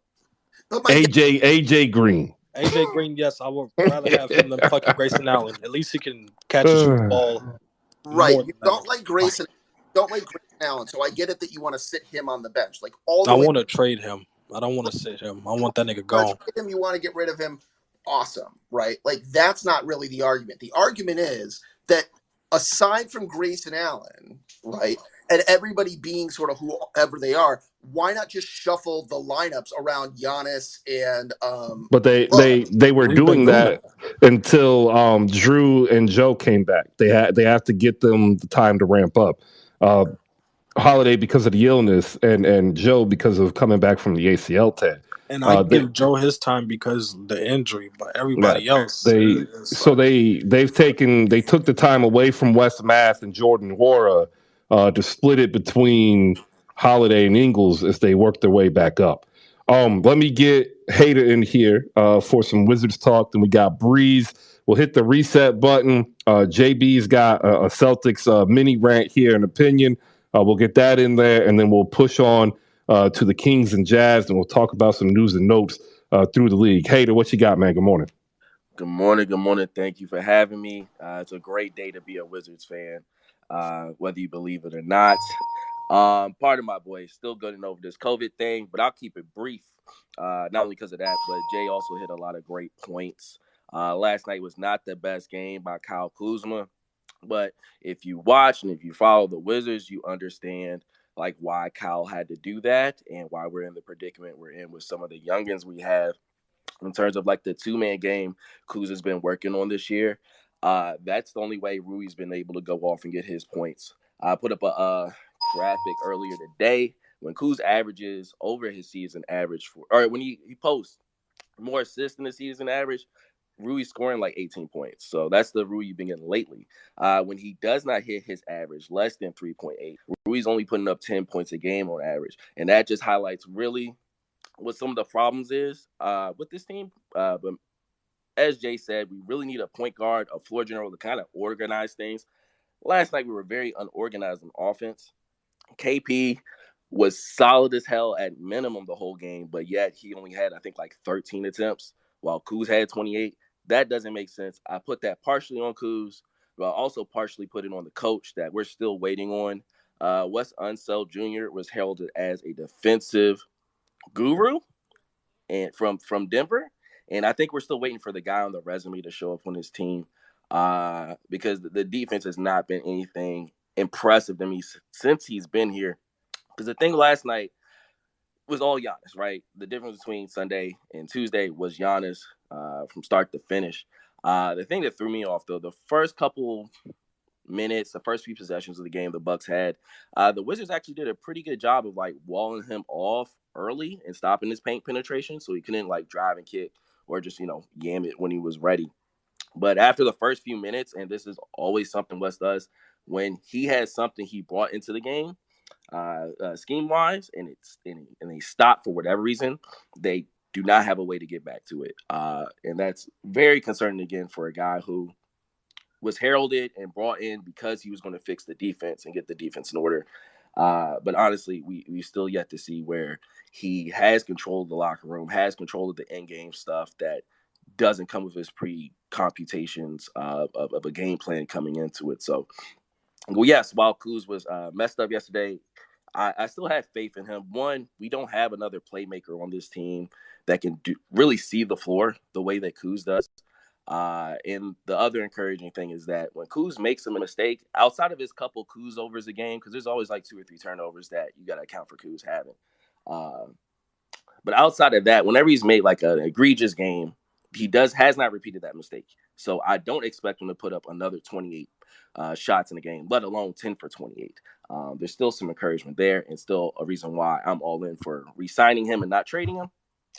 But yeah, the Wizards yesterday lost on more than Kuzma's shot making or lack thereof. We still lack, a strong coach. And I don't know what it is about ball coaches, but there's not too many in the league that are doing well that I can see.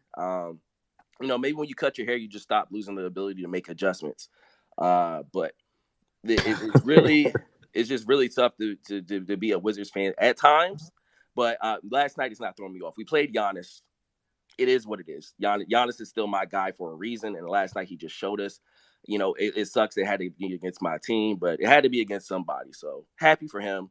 Hope we get our sense together, trade our youngest or whatever picks we can in this upcoming draft, and get the best couple 2 or 3 prospects if we can't trade up for a Scoot, and try to win when we're supposed to next season and not this one. But that's my piece.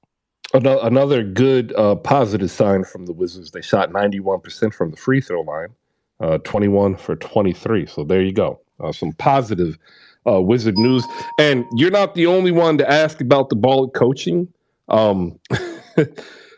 Baldness is genetic, but it is also circulatory in nature. So maybe they aren't getting the same circulatory benefits that they were when they were younger. I have no idea. That's an interesting point you bring up there. We're going to have to follow that. Along with the cardio rankings, shout out to Hoop Spaces Ryan down below, bringing you the rankings you need to know about the players that do the most or the least with the most running around. We'll get an update sometime in a week or so.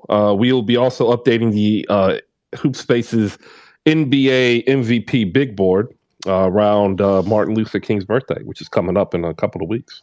All right, we're halfway through the show already. That's amazing. It feels like we just started.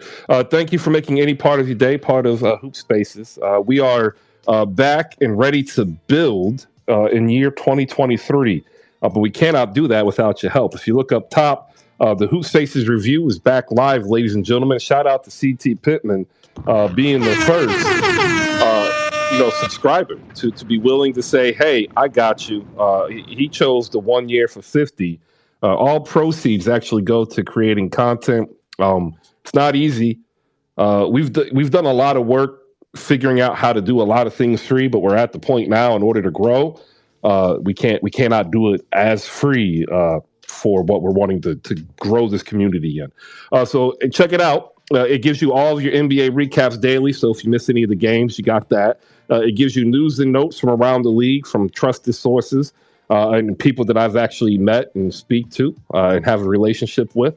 And also it'll highlight great content creators such as JP the Franchise. It'll highlight Jose and the crew at 77 Spaces with Rolo and Jazz. It'll highlight the cardio rankings from Who Faces Ryan. And if you are a content creator and you want to be involved, now's the time to get ready to come on and give us your pitch on what you want to do.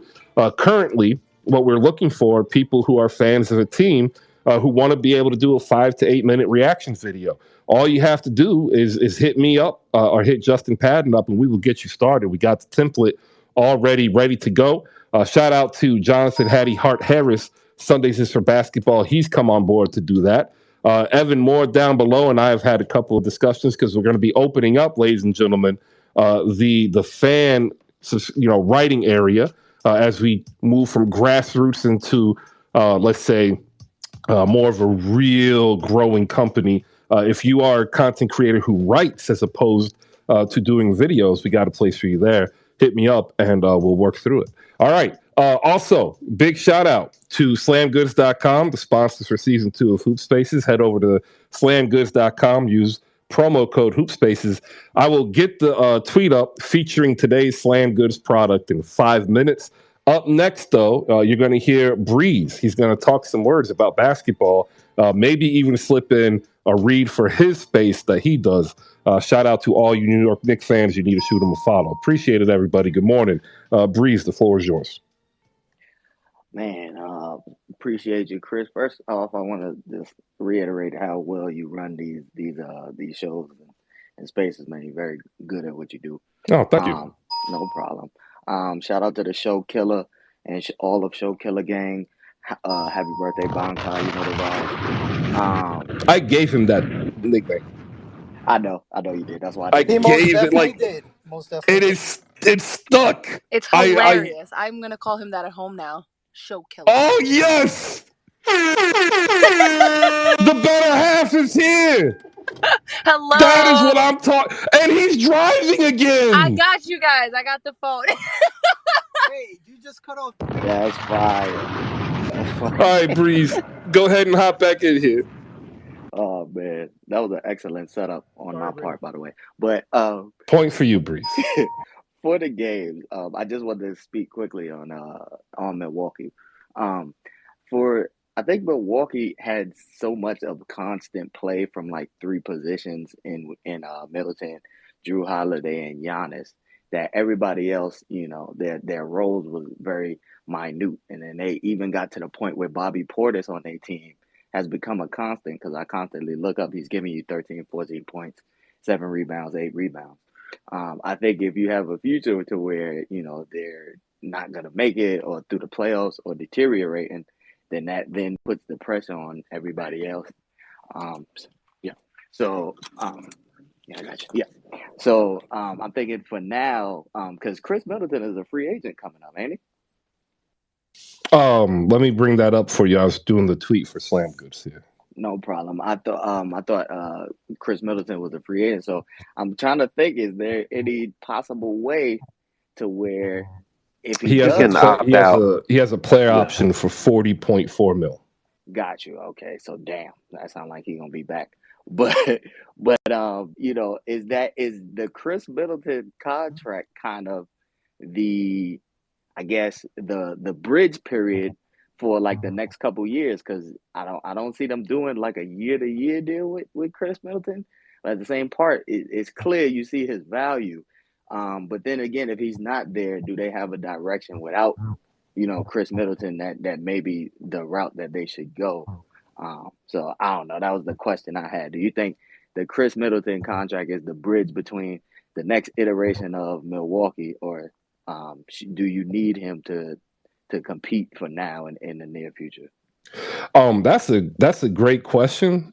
I that's where I was going towards in the beginning of the season when I was asking, is their window closing? Because I tracked Middleton's injury reports over the offseason, and none of the injury reports that were coming out were good, right? Like how you can tell it's bad isn't necessarily a team not telling you anything. It's how they're telling you nothing, right?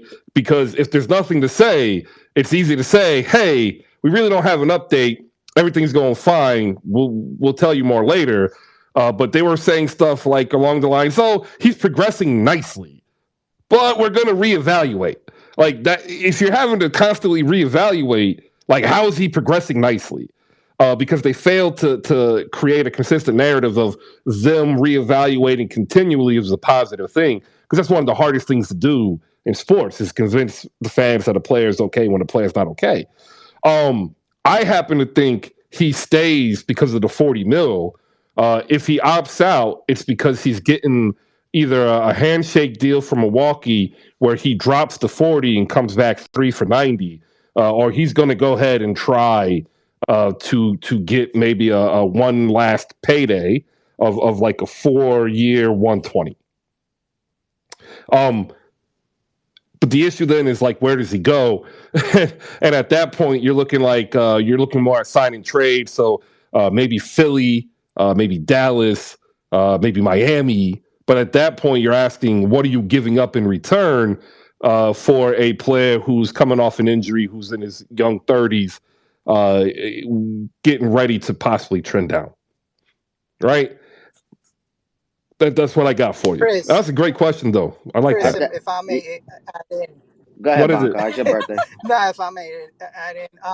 What? This is the thing with, not to turn it into the Knicks, but, this is for, there's been some people that say, like, well, the Knicks are very secretive with the injuries to some players, and they keep a lot of people in the dark with that. You get to see that it's not only the Knicks, but other NBA franchises that don't necessarily give the full details on, like, their players, like injuries or how they're progressing in terms of, like, recovering and all that stuff. I found that interesting that you pointed that out. Well, I mean, it's the you got to remember, the main job of the organization is to make the organization not look like they suck, right? Every organization has these people. They're a bevy of PR, social media people, community relations people, and what ends up happening is there's an animus that builds up within the fan base. This is a natural process. Teams cannot win all the time. It's impossible. And even when teams win all the time, once they start struggling, the fan base starts to get upset. Just look at what the Warriors fan base was doing earlier this year, right? And so we're always in this perpetual cycle of building to competition to win. And the issue is you just can't say as a brand, hey, this team sucks, but come here for the vibes. We're going to get you some tacos. Like, we might lose 124-101, but you're going to get your free tacos. You know how I know this? Because that's what Sacramento had to do for like a decade, right? I lived in NorCal. I went to Kings games when they were horrible. And you know what? When we went, maybe a third full, all we were there for were tacos. We wanted 100 points so that we could go get tacos.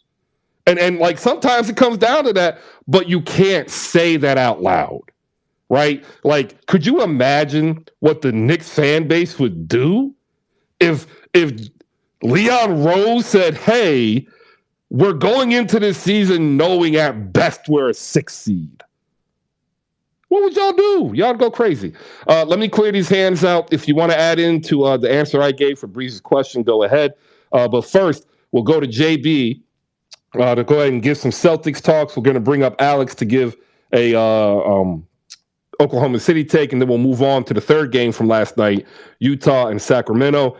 I had to take some time to do that talk. I'm going to finish the Slam Goods tweet because I'm going to tell you right now, Jason Williams Funko Pop sold out because of what we've done here, right? You have a chance. You missed out on the Jason Williams, the white chocolate, but you have a chance to get a Hall of Famer, Tracy McGrady, for $20 plus 15% off. Like, I don't get it. Like, these are collectibles. Bonkai will tell you it will be worth something. Trust Bonkai. JB, the floor is yours. Well, you ruined it. I was going to come in here and say that we need to think about Joe Mazzulla and getting rid of him and going back to, like, Damon Stoudemire or seeing if we can get back to Ime Udoka. And then I had this wonderful rant from Chris that reminds me that it is the beginning of the season, that we're like a third of the way through, and that maybe the people worrying about Milwaukee succeeding should just remind themselves that they have Giannis. And if I have to listen to one more person tell me that the window is always open with KD, then I have to continue to retort back, the window is always open with Giannis, the best player in the world. Who cares whether he has Chris Middleton or not? Sure, it might make you the favorite, like if you have Chris Middleton healthy and rocking, but like your window is open because you have Giannis signed to a long-term deal. And I was going to come up here and tell you that Robert Williams needs to play more to last year's minutes at 25 minutes per game, as opposed to the 19 to 21 that they're keeping him at this year, because when they do that, because that loss to the Nuggets was completely avoidable if they had just played Al Horford and Robert Williams together. But then I heard what you said literally a moment ago, and I was like, oh, yeah, that's right. We're only a third of the way. We can't just go to the arena for tacos every single night. Big deal. Sometimes teams lose. Sometimes teams win. Are you in first place? Are you in third place at, January 4th of 2023? Or are you in last place, desperate to make a change? yeah, it's ruined. It's destroyed. There's no point. There's no point in getting all worked up if you know that your team has one of these marquee players, right? You only should get worked up. You should only worry about the adjustments that your coach is making so that you can make sure that your best players are on the floor. And I have to have more deep faith in myself that Joe Mazzulla just might happen to know that the best defensive lineup in the entire NBA, all the players are still on the roster, and then maybe you can play them for more than 3-minute spurts here and there. So yeah, it's destroyed. Right now, I'm literally going to go to slamgoods.com and buy myself a 2021 video of the that Boston played it and lost, and remind myself that I can still get there, that everybody can still get there except for the Miami Heat. So yeah, it's destroyed. Thanks, Chris, for You're welcome. So early, and that I can't just fire my coach just because he won't play the obvious lineup. You're welcome. I'm really good at that. That's dope. Shout out to the Tall Traveler and every MFFL fan. Shout out to Jose, Rolo, and Jazz, host of 77 Spaces. If you are a Mavs fan, or even if you're not a Mavs fan and you just happen to put tweets out about the Mavs, you may be visited by Theo Pinson in your DMs advertising his new podcast. We are here with new media. We are here, ladies and gentlemen. Shout outs down below. We got some dope people down below. Evan Townsend, the Project Spurs, is here. Year 2 covering the NBA draft. Project Spurs. Dia Miller is in the house. Freelance photographer, podcast host. Closer to the game and the players than pretty much anybody in the room except for the players on their burners. Yeah, I got to stop doing that. Some of them really don't like that. Josh Rodriguez of The Dime, with Josh Rodriguez in the house. You can find him where all podcasts pod and the Balls Life Network. Shout out to Pod Thorne, who gave me that podcast pod everywhere bit. I appreciate that. Jasmine from Winsider is in the building. The WNBA is right around the corner. WNBA Twitter has not taken a day off. If you want to delve into what it is to be a fan of the W, you want to follow some of the best, and she's one of them. You can catch her hosting spaces with likes of WNBA Twitter royalty. And get ready, because she's going to be one of the next big things. Eddie's in the building. McKenzie's in the building. Demetrius, what's up? There's some new people in the building that I've never, ever seen before. Shout out to you. We'll go to Zerial Henry, following you back. There you go. All right, up on stage, we have a few people with their hands up. We're going to clear this up real quick. We will go first to Micah. We'll go then to JF so he can respond, Jada, Wakan, and Bankai. But then we're going to give Alex a couple of minutes to let herself cook. And shout out to PJ. He asked a question this morning.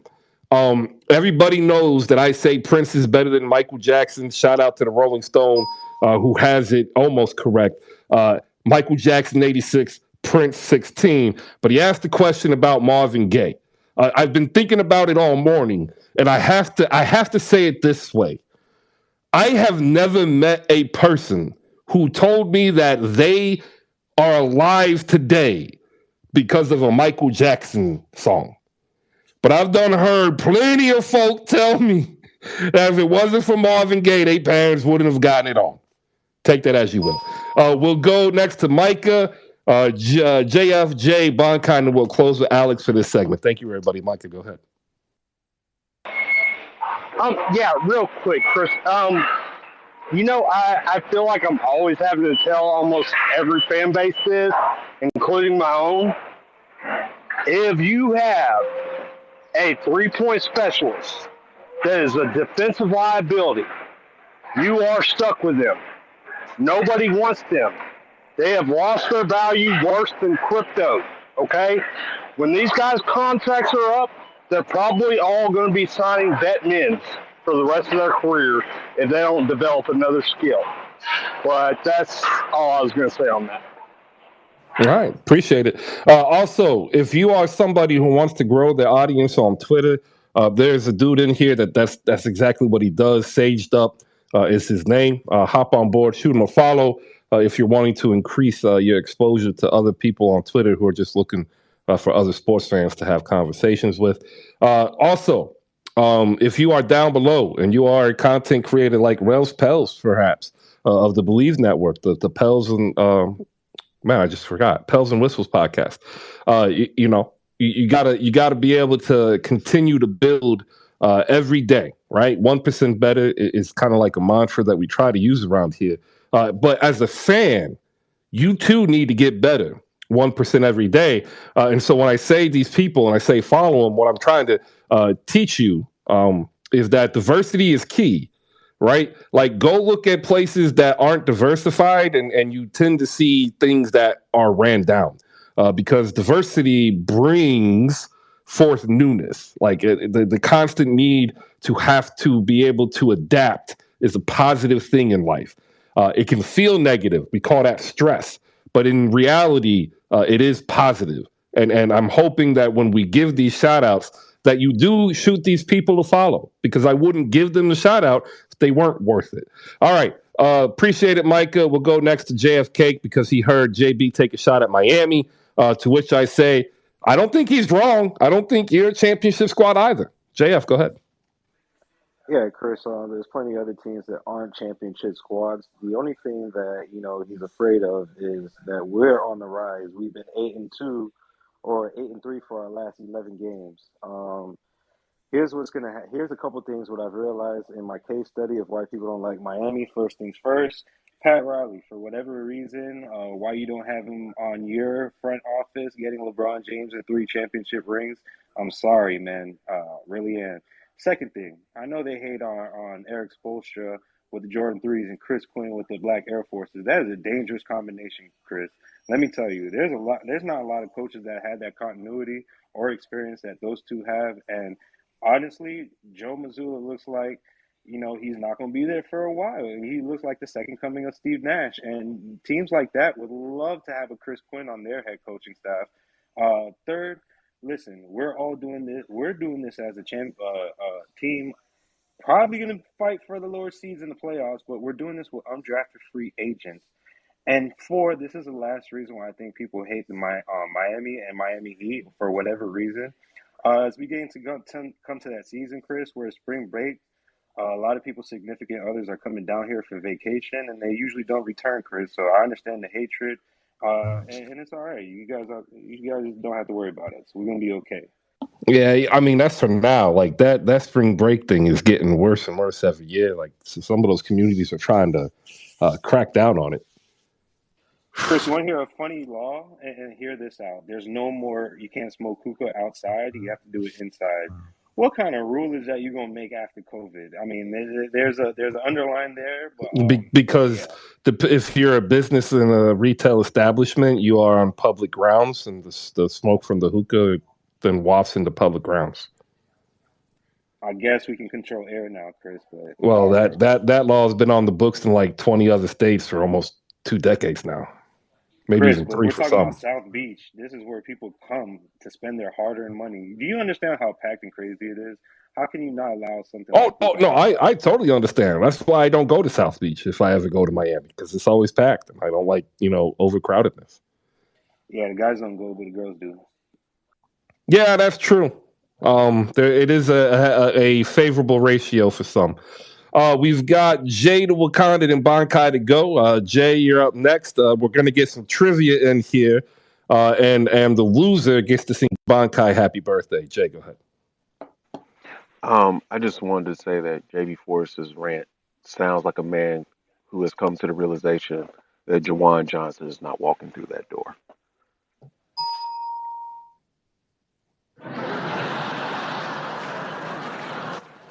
Like it.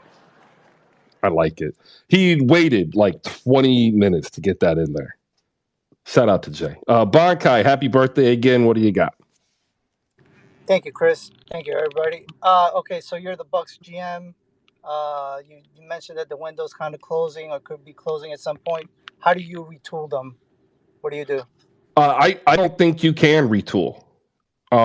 They made the decision when they traded and signed Drew Holiday to his contract that the life cycle of this current Bucks team would go through 2024.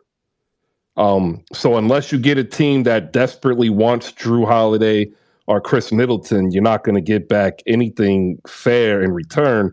And with the way that Sam Presti and and Danny Ainge have altered the trade market for draft picks, you can make the argument that Drew Holiday going into his 33-year-old season would actually cost a draft pick to move off of the contract. So it's complicated.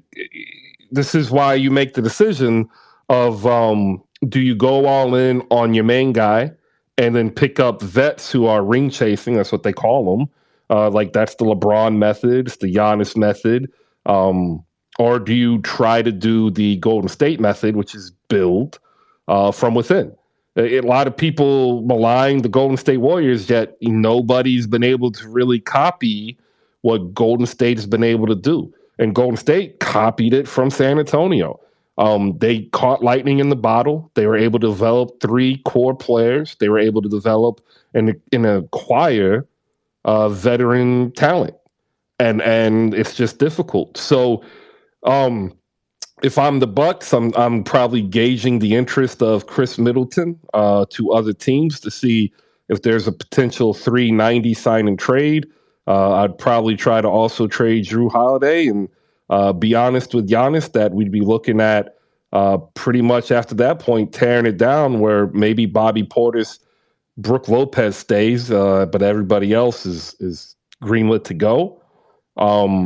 And then that'll be up to Giannis on whether or not he wants to go through that rebuilding process.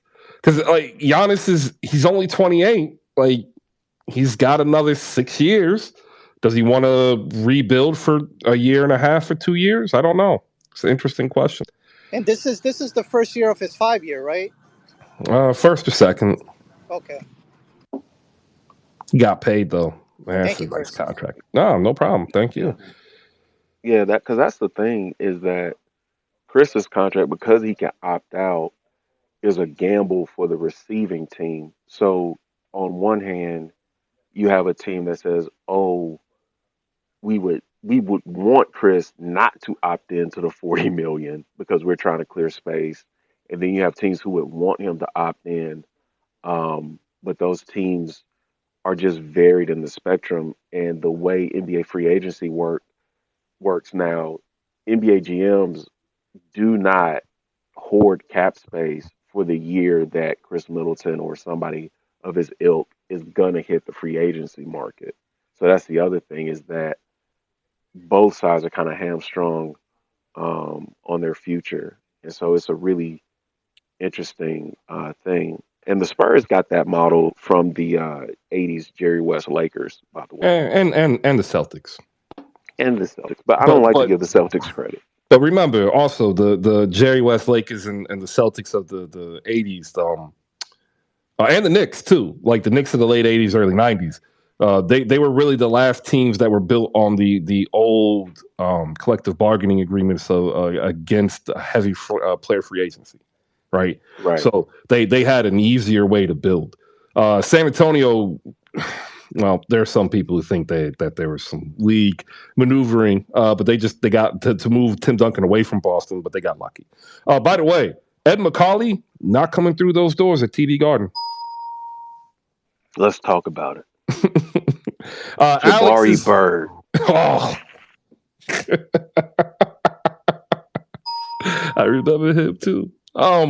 Alex is here with us, diehard Thunder fan. She does her own spaces from time to time, covering the Thunder. She also writes at Sir Charles in Charge. Congratulations on the 150 win over the Boston Celtics. Give yourself 90 seconds to 2 minutes and tell us what your thoughts are. Thank you for bringing me in, Chris. My thoughts on that game is I have absolutely no idea what happened. I guess it gives me hope that the Thunder are trending in the right direction. I think that game probably says more about the Celtics go because they just should not have lost that game in that manner last night. Not without SGA playing last night. But it does give me hope for this reason because last year Oklahoma City was 6-18 when Shai Gilgeous-Alexander was not on the lineup. Now a lot of those losses did come late in the year, but even before they completely went into tank mode, their record was still not great without him. And this year, I believe they're 4-1. So I think that is definitely an improvement. I think that shows that there's been growth within his teammates. And I think that Jalen Williams, Oklahoma City's rookie this year, I think he has a lot to do with that. And I think they're trending in the right direction. I don't know what they're going to end up doing this year, but I think next year, I think we're going to see a playoff team, or at least a play-in team in Oklahoma City. And you asked a question yesterday, Chris, that I have been pondering ever since I seen it. And it was, for those who didn't see it, who is your most disappointing team in the NBA? And I think there's some great candidates. I think initially coming to mind to me, the Atlanta Hawks come to mind because I just feel like they should be better than being a sub 500 team is pretty disappointing to me. The Los Angeles Lakers, although I'm not surprised by what's happening, them having the same record as the Oklahoma City Thunder, who I don't know if we can call them a tanking team this year, but I don't think they're also trying to win, so I think that's embarrassing for the Lakers, although I didn't expect them to be good. But my most disappointing team in the NBA, and this is just as an NBA standpoint because I'm happy that they're not that good, is the LA Clippers. How are the LA Clippers only 3 games over 500? The Sacramento Kings are better than the LA Clippers. And I'll add this in. I think the Kings are my most surprising team. I can't believe how well they're playing. All right, I absolutely love it. Appreciate the thought, Alex. And I'm telling you now, there's a team that is more disappointing than all of them, and nobody's mentioned them. Not once. Not a single mention. The Orlando Magic? No. How the hell the Minnesota Timberwolves? Well, no, people said the Minnesota Timberwolves. Oh, yeah, Toronto Raptors. Oh, people said Toronto too. But how is the Clippers a like? What the how? She just explained it. Just get to the playoffs and worry about everything else. That's all. I can Some teams can't give relate you to that, though. I can give you in one sentence how the Clippers are disappointing. When you look at the Clippers on StatMuse, the 3 players they have are Reggie Jackson, Paul George, and Zubac. Kawhi Leonard is not one of the avatars on StatMuse when you look at the Clippers. Well, That is why the Clippers are disappointed. It's all centered around Kawhi. And I don't think that I'm not saying it's Kawhi's fault. I'm not saying the Clippers can't be dangerous. I'm saying that people wanted to see when people were calling the Clippers one of the most deepest teams in the league in the preseason. It was assuming that Kawhi was going to play because the Clippers told us Kawhi is going to play. All right, I like don't know that. why you leave them, but all right. Yeah. All right, we're at 12:02. We are now entering the 3rd hour, and now is the time, ladies and gentlemen, as Bankai is eating his birthday lunch with bad music, to play some trivia. Happy birthday, Bankai. To find out who's going to sing Bankai happy birthday. So I need a volunteer, or more volunteers, if you want to come up and play. We're going to find out who's going to sing Bankai happy birthday via trivia. Alex is down. Who else is down? If you're down, put your hand up. If your hand is up and you don't want to do it, move your hand away. Otherwise, I'm going to put you in here and you might lose. Yeah, Darius wants none of this. All right, JF and Alex are up here. They will battle it out on trivia. I'm thinking of a number, Alex, between 1 and 10. What is it? 7. JF, do you want to go first or do you want Alex to go first? I'll go first, Chris. All right, this is going to be random trivia. It's going to cover history, entertainment, science, geography, and art. We will go with history. Gangster Al Capone was eventually arrested and convicted on what charge? Was it tax evasion? What small carrier attached to a motorcycle shares its name with a brandy cocktail? With a Sidecab. cocktail? Well, that's wrong, Alex. But it's JF's turn. We go one at a time. Repeat the question again, Chris. What small carrier attached to a motorcycle shares its name with a brandy cocktail? I'm gonna pass on that one. Oh, pass. All right. Oh, What no. was astronaut Edwin Eugene Aldrin Jr.'s nickname?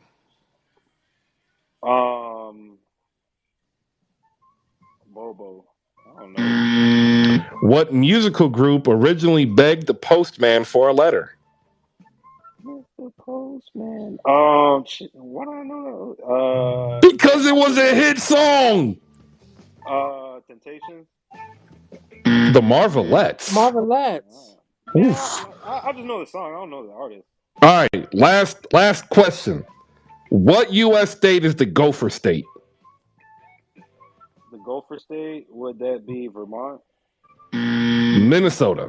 All right, ladies and gentlemen. Should have known that. JF has one. Alex, you need to get two. You need to I get think I two. have a chance then. I have a chance. All right.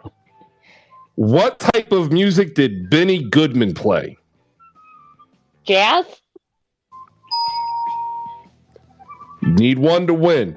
Which U.S. state was the first state to ratify the 13th Amendment to abolish slavery? Georgia? Illinois. In the tech field, what does AMD stand for? In what field? In the tech field. AMD.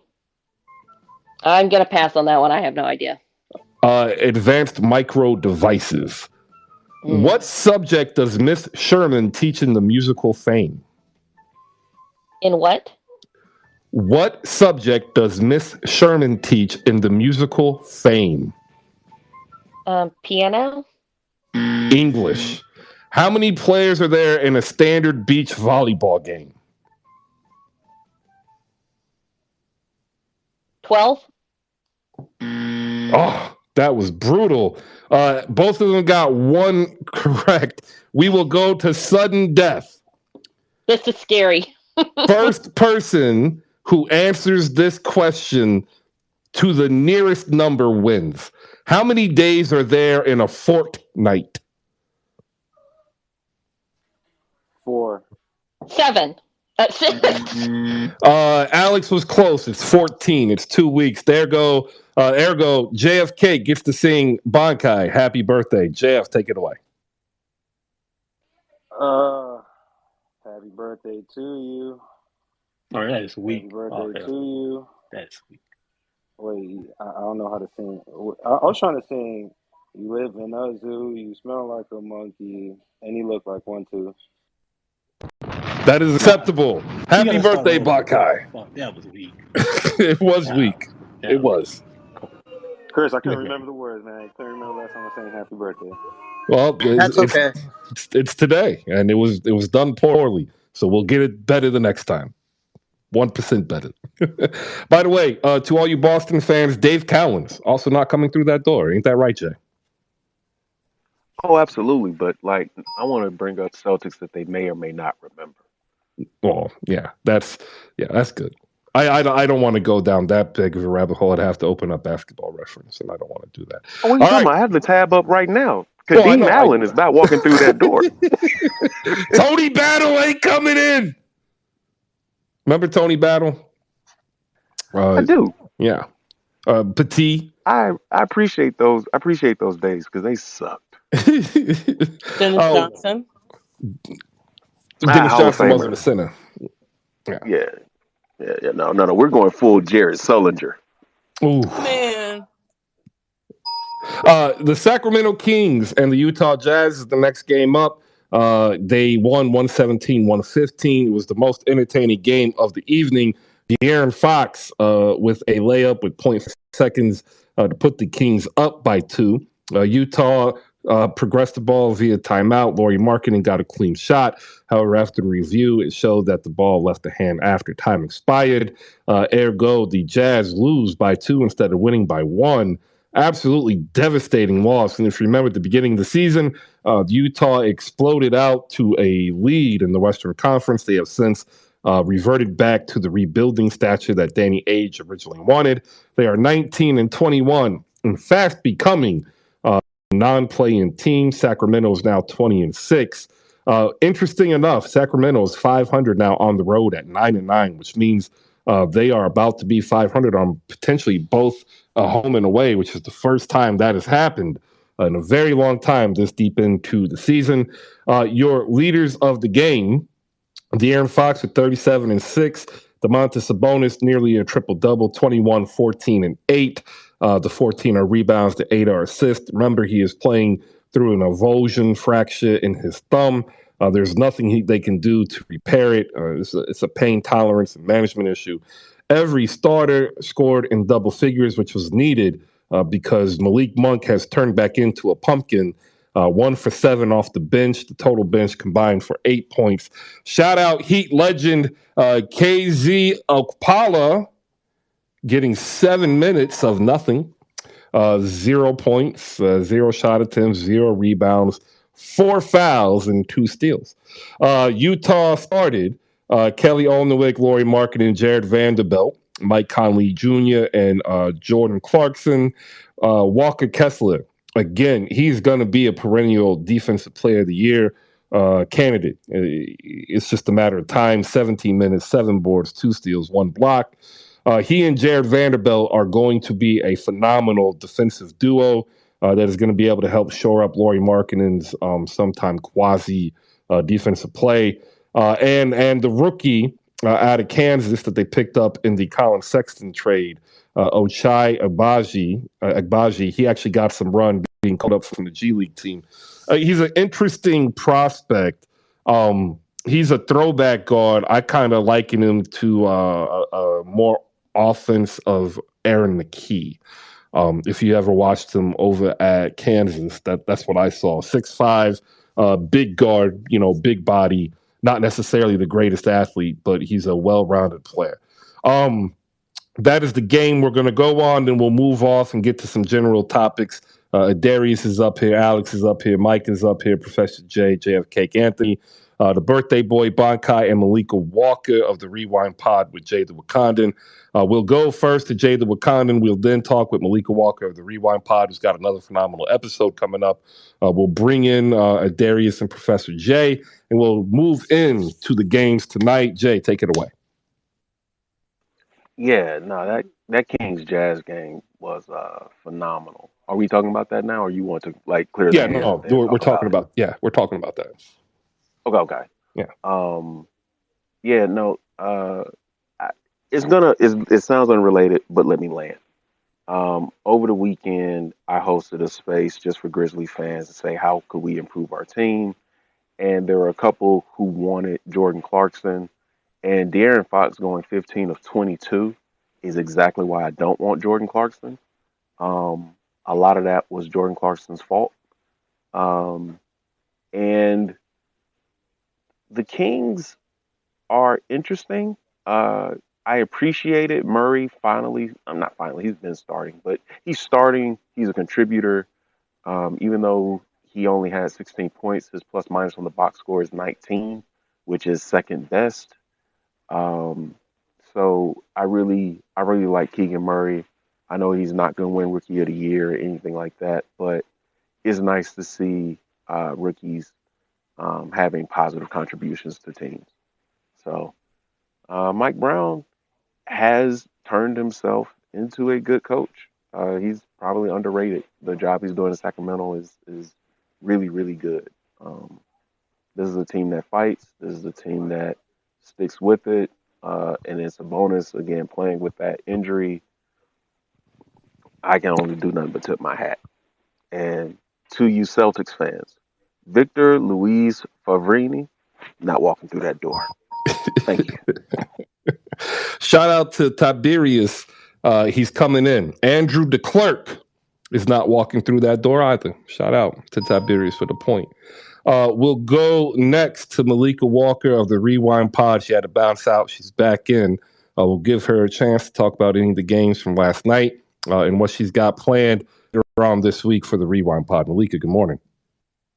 Good morning. Last night I actually watched no hoop. Not one game.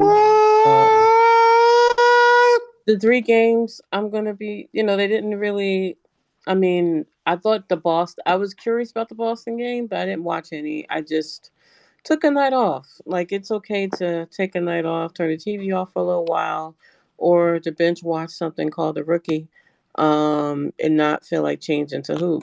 It's not like the Nets were playing or any interesting matchups. This is when I start looking for the top teams to play each other. And I just didn't see anything tonight. There'll be a few games I check out, move around, but but my next show actually, Thursday night football. I believe Thursday night football may be over because TNT moved to Thursdays, so that means the rewinds moved to Tuesdays. And so next Tuesday, I will have a tribute show to Dr. J. So that is going to be my Tuesday show, but I am planning shows on AAU. I'm about to put out a tweet on looking for people to discuss AAU ball with me. And I'm doing a follow-up on JUCO, the JUCO space I had. We didn't get to everything, and some people had to leave. So I'm going to do another JUCO space at the end of the month. So right. That's what I have going on right now. Thanks. So The Rookie, I haven't seen any of the shows yet. I like the actor Nathan Fillion, or is it Fillion? Fillion. He is Shaq, right? Like, no matter what role they put him in, he only plays himself as that role. Does that make sense to y'all? Yeah, it makes sense, but I like the show. I do like the show. I have to say, but I'm a cop procedural show person. I like watching all those, like the FBI's, Law and Orders. Like, I do all of that, the Chicago's. That's my thing. So, I would like The Rookie. I used to, and like as Vincent has gotten older, like I had to stop because I'm like, I'm not trying to sit here and have my 7-year-old genius be watching Criminal Minds. For a wide variety of reasons. Criminal Minds is different, and I can't even deal with a lot of Criminal Minds. But let me just say real quick, I just feel like today's fan doesn't understand how much was taken from Dr. J and just how crucial he was in setting himself up on the court and also off the court, and how that impacted players after him. So I just really want to show Dr. J some love. Right now I'm reading one of his autobiographies, and he has a doc out there. I'll put out some information this week. I just don't feel like it's a tremendous rush out the information, because sometimes people set the reminder and then forget they set the reminder and there's space. So next week we're going to just pay tribute to him on and off the court, because I don't think people realize some of the things he did and the impact he made. So definitely look for that. And, let's show our heroes and the generations beforehand some love. So that's what I do. So I believe he was the first NBA player to ever star in a movie. Like, there'd been other NBA players in movies or TV shows that made appearances, but The Fish That Saved Pittsburgh, I believe, was the first movie ever that starred an NBA player with Dr. J. And when he were in, like did ads or commercials, like for some of his deals, he negotiated stock options. Oh yeah, no, phenomenal. He actually owned the Coca-Cola plant.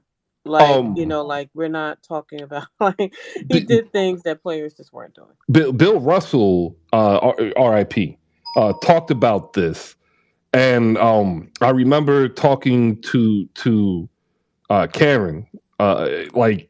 Dr. J would talk with him about how his barbecue business was going, about a couple of the other business things that they were doing more than they would talk basketball. And like, to a point, no other player, he said, other than maybe Kareem, had more off the court than Dr. J. And a lot of people don't know that. Yeah, and the funny thing is that's who MJ studied off the court. He studied, well, on the court too, even, but off the court, he admitted that Dr. J, set the framework. He was basically the blueprint. I'm surprised that more players in that time didn't pick it up, but yeah. And so Bernard King, we can't leave out Bernard King too, because even though it was more localized to New York, he did the same. Well, New York is the perfect market to do that. So again, that makes sense. Yeah. Yep. Yeah. Next So week, Dr. J. all right, next week, Dr. J. It just popped up in my mind. Like, that's what you get with the Rewind Pod. Like, if you are of a certain age, you will remember some of it, and you can come back and relive those moments. But more specifically, I'm talking to the younger people who literally have no clue about an entire generation of basketball. Well, what we And just talked about. They don't know yeah, anything of what I just said. So come learn. Come hear it. Come get the science. and have some fun too. I'm tuning into this episode. I'm excited. There you go. That's what we're doing. Cool, One person Alex. at a I'll time. send you the inbox when I create the invite, so you have it. Thank you so much. Well, we're gonna go shout out to the Nets. Okay. No, because they're the last professional basketball team in New York to win a title. If you don't count because the Liberty haven't done it either, right? Well, no, you could count the Harlem weren't the Knicks the Globetrotters. last team to win a title for real? No, No, they're Knicks, not. Knicks were 73. The Nets were right? The Globetrotters win every year. They're from Harlem. I mean, we won our championships in the ABA. No, we didn't win our championships. I said in the championships, NBA. Malika. I said championships. Okay. Just There is no more winningest franchise in New York City than the Harlem Globetrotters. Some fit-ass games. Okay. They would put 50 on you, Anthony. What are you talking about? Anthony, you have to show respect for the Harlem Globetrotters. Come on, man. Listen, drop 45 out here playing with me. Yeah, you might drop 45. They still dropping 50. They win. Ain't nobody dropping 50. Nobody dropped 25 on you. Well, somebody dropped. Let's get the voice real quick of Professor J so he can cry about the Celtics loss. Darius is up here. I don't like the Toronto Raptors didn't play, so I'm kind of wondering what he's got to say. And then we're gonna go to Saged Up, who's gonna give us something. I have no idea. He came up. He's just chilling, and he has yet to say anything. I'm getting kind of worried because like he's a talkative dude. If you haven't seen him on his streams, he talks like I do. He can talk, and he ain't said nothing. So I'm sitting here like, what does he got? We'll go to Professor J first. 60 seconds. Go ahead. Yeah, I actually wanted to touch on the content thing because I want to do content, so I wanted to reach out to you whenever you get a chance. All right. I will DM you the name of the person you need to get a hold of. Okay. All right. Thank you. Got you. Darius, 60 seconds. Go. Hey guys, thanks for having me up here. It's been a minute. Yeah, like you mentioned, the Raptors didn't play today, so I'm not going to talk about the Raptors. I'm just going to talk about the Celtics game. The Celtics, in my opinion, they're 8-8 in their last 16 games. They're playing same way in the Bucks, where they're playing in a way where they're playing down to their competition. Like there was a quote yesterday, if I can just read it out quickly. I know I have 60 seconds here. Go ahead. I won't count that against you. You won't count that against me? Okay. No. I'm gonna show you exactly what I'm talking about.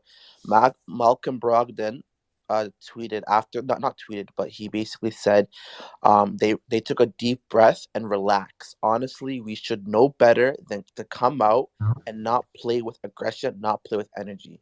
So it sounds to me like they played down to their competition, especially like in terms of the game itself. I didn't watch the game, but like I see some type of tendencies where Jason Tatum, some games he plays good against the better teams, but when it comes down to these teams where it's like he does his back-to-back habits where he chucks the three up, he doesn't attack the rim. It's like it's something that it can be a difficult type of thing moving forward, especially in the playoffs, because I don't really trust like that game, the Celtics game. Celtics in general, they don't. I'm not saying they're a bad team, but it's like I don't really, in my opinion, I don't see them as the favorite coming out of the East, because I see the Nets having like a 12-game winning streak now. It's like they have no dog in them. They go back to their habits, and it's like what's his face, Marcus Smart. He goes back to those habits where when Ime was there, he used to stop doing that hair balls type of stuff, right? And it's like, and I feel like in the playoffs, it's gonna happen where if one of them, Jason Tatum or Jaylen Brown, one of them has a bad game, they're gonna probably get out of the. They're not going to make the finals, in my opinion. They just have those type of aggressiveness, lack of aggressiveness in games. They don't come out with the type of focus. Lastly, I'm gonna end my point. I have more less than 6 seconds. The Kings are the most surprising team of the league. Mike Brown should be in contention of Coach of the Year. You would never expect them to be like a type of player, team how they are right now. And lastly, I'm gonna just end it off with, uh, what's it called? The Raptors still are not playing to the way they need to be playing. They're playing. Our rotations are very bad. Nick Nurse needs to use his aggression to play more of his bench players. I think last game in the Indiana game, it was a type of role where everybody knew the role, but it's just like we were making shots. And hopefully we can start. And we have a 6-game homestand coming up, so hopefully we can get back to playing the way that we used to be playing before. Start with the defense. So I'm gonna end it off with that take. Thank you guys. All right, appreciate it. Ladies and gentlemen, we're about 30 minutes away from the end of the show. I'm going to go ahead and take this time to do the last read we got here. I'll give Darius a point for actually, doing really well. That's the type of talk we're wanting. We're not trying to hear craziness that Scotty Barnes is the next Magic Johnson. He's not. He's Scotty Barnes. You're funny. I am. I'm extremely funny. I know how funny I can be. I make people Didn't even laugh talk every about Scotty day. Barnes or Fred VanVleet. I just talked about like the games that you guys mentioned. Oh, I know, but I heard it. I heard it in your voice. Cool. But like the pain is there. Like I feel it. You see, feel it. I'm a very passionate, objective fan. I tell what it is, but at the end of the day, it's just, it's kind of sad. I'm trying to win these games. I'm trying us to be the way that we used to be playing. But it's not happening this year. I don't know. All right, appreciate it. Shout out to CT Pittman. He is now supporting the cause. He did the $50 for a year of support. If you're able to, I strongly urge you to. It's difficult to do this every day. I sat down having to come up with figures for talks, right? And essentially, like I've lost out on 60,000 of lost wages. And that's like a very conservative estimate. In order to come here every day to provide this community, a chance to be able to come in, talk ball, and share our opinion. And not only that, like grow as a fan and as a person.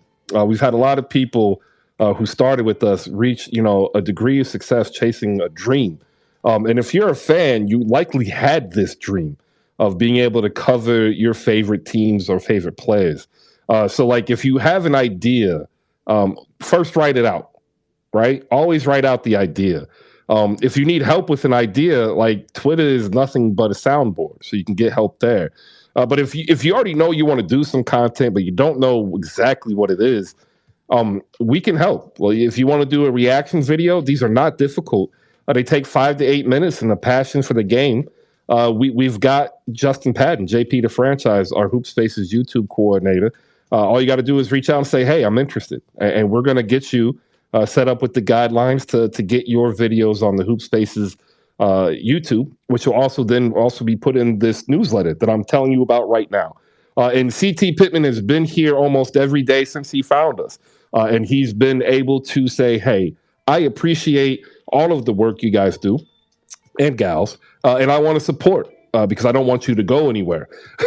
So if you are in here every day, consider, chipping in $5 a month. It's a coffee. It's one coffee a day. Less, actually, than if you go to Starbucks. Like, can you imagine going to Starbucks? Because half of you will go to Starbucks.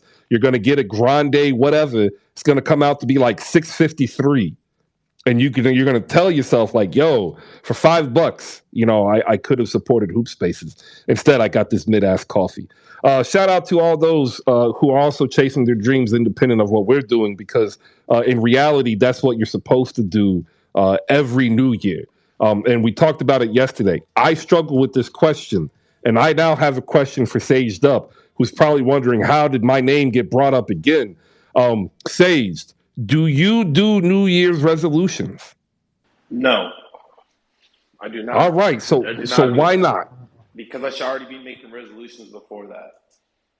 So, All right, look at that. We're getting some motivational speaking here this morning, ladies and gentlemen. Sage, tell us about this process, because it seems like you've actually done this. You sat down, you said, you know what? I'm about periodic growth, right? You just do this incrementally. How do you do it? man, it's funny because you kind of just laid out the blueprint, right, for everybody. Like, if they're listening, like, they should really listen to what you just said. It's write it down. And that's actually what I did. There was like 2 years ago, and it's like now it's actually 2 years and some change. And I wrote down, I was like, you know what? I'm going to build my Twitter. And I was at 300 followers when I wrote that down. And I remember I was just hyped. I had just got like 100 in like 2 weeks. And I was like, man, this is crazy. And then I was just, you know what? I was like, I got a paper and I wrote down a plan and then I executed on it. And that's what's got me to where I'm at right now. I'm at 40,000 followers. I have a lot of abilities to help people on Twitter, and now I get to communicate with people on Twitter. I get to host my own spaces where I've had some where I've had over 50 speakers, and I see you always have so many speakers, man, every single day, new people every day. And I do my best to support you, bro, because I know you're grinding. I love people that are on that same type of grind. I feel you, and you also coach. So put on your coaching hat. We're a third of the way into the season. Let's get some grades out here. We're not grading teams. We're going to grade the head coaches, right? Right. What coaches do you think are earning their pay and then some, and what coaches are struggling on the hot seat, maybe on their way out? Ooh, that's a tough one right there. I mean, Monty Williams. I mean, you gotta give him some credit for what he's doing with Phoenix. I don't think it's an easy situation with getting Ayton back. I don't think that necessarily.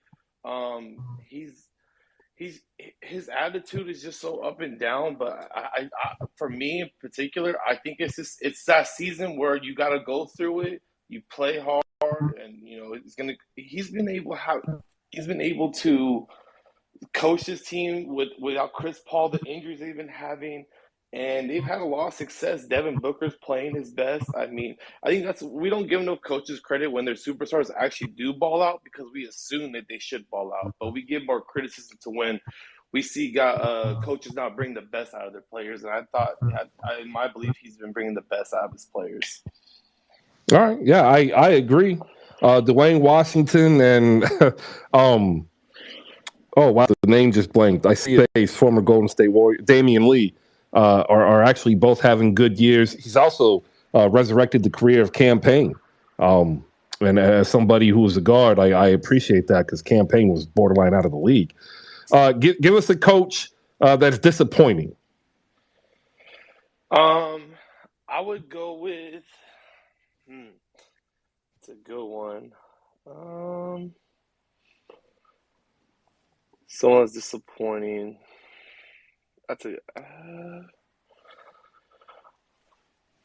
I'm not gonna go with Harmon, but I just think with the Lakers situation and what they're going through, I would put some blame on him too. I think that he's had more control of the roster than it appears to be, and I think that there's more that he could have done with the roster. I think there's more he could have done with AD's minutes. I think there's a little bit more control than what comes to be. I really wish that there would have been more control on his side, and I think that's disappointing for the general manager and just the organization in general, not just him. But I just think that there's more they could have done to prevent injuries, and more they could have done to build up players. And AD just not being healthy, I think that goes on the coaching staff. I think that they could have done more to help him. All right, yeah, I appreciate that. Anything you want to add in from the world of the NBA that you've seen, and tell them the next time you got Sage's Neighborhood up. Oh man, I'm a huge, I'm a Lakers fan, but I really do like the roster buildup for the Celtics. I think Celtics are ultimately going to take the championship this year, and I'm so impressed with Jason Tatum. I just think he's just a guy who just keeps getting better and better, and he's not slowing down anytime soon. And shout out to the Cavs. Donovan Mitchell's a beast, and the New York Knicks will forever regret not taking the deal that they got to get Donovan Mitchell. And whatever the cost is, that I heard that their cost was too much, but look at the cost right now. Yeah, that's a good point. All right, I appreciate it, Sage. I got some news and notes that I got to get to real quick. We'll go to Malika afterwards. This is from the newsletter to give you a sense of what might be in there. The Mavericks are interested into a 2-year, $32 million extension with Christian Wood, once again proving that the Mavericks are nothing more than the Dallas Knicks. I don't get it. They did the same thing with Jalen Brunson. Player B comes in next to Luka, performs admirably, performs well, and then you say we're not going to give you the max. I don't get it. I don't understand. It drives me crazy. The Cavaliers were tested for PEDs one day after Donovan Mitchell's 71 points. Zion Williamson will be out at least 3 weeks with a right hamstring strain. Somebody had asked, they had said that they're getting Grant Hill vibes. Understand that there's differences here. When you start hearing people saying that, you should just start tuning them out. Grant Hill gave himself a grade 3 ankle sprain and then came back in less than 10 days to play on it in the playoffs, which ruined his ankle. He never recovered from that Detroit playoff series. Signs contract in Orlando knowing his ankle is bad, right? Can't play the next 3 years because of the ankle, and finally gets surgery, and then he ends up catching MRSA, which is a antibiotic-resistant staphylococcal infection. That's not Zion. The care that players go through in today's game is head over heels better than anything that we've ever seen, right? And what this is a player who's still growing and has been told we're going to err on the side of caution every time. Because that's what you do when you draft a talent like Zion Williamson. It's called asset protection. There's actually services that do this in the finance world, asset protection managers, right? This is not a new thing. So when we hear 3 weeks, what we're really hearing is we're going to see what it's like in a week. We'll ramp him back up when we feel comfortable that he doesn't put himself in a situation where it does become a Grant Hill type story. Kelly Oubre out 4 to 6 weeks, surgery on his left hand. Such a disheartening story. Was having a career year in Charlotte and a contract year nonetheless. Hopefully he can get back and show teams that he's going to be worth a better contract than the $12 million that he currently has on.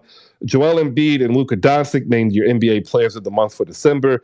I have a poll out there. I don't want to put it out there because Luka's crushing Joel on who's the better player for the month of December. Jacques Vaughn, Willie Green, NBA Coaches of the Month for December, and more bad news for Marvin Bagley III, who's now out indefinitely with another hand injury. And you know what? It's sad. He showed a spark. They were going to have him start. The long-term plan for the season, I've always held, was going to be starting Jalen Duren, Marvin Bagley, Cade Cunningham, Jaden Ivey, and Bogdanovich at the 3, using Sadiq Bey and Alec Burks as trade chips for the towards the trade deadline.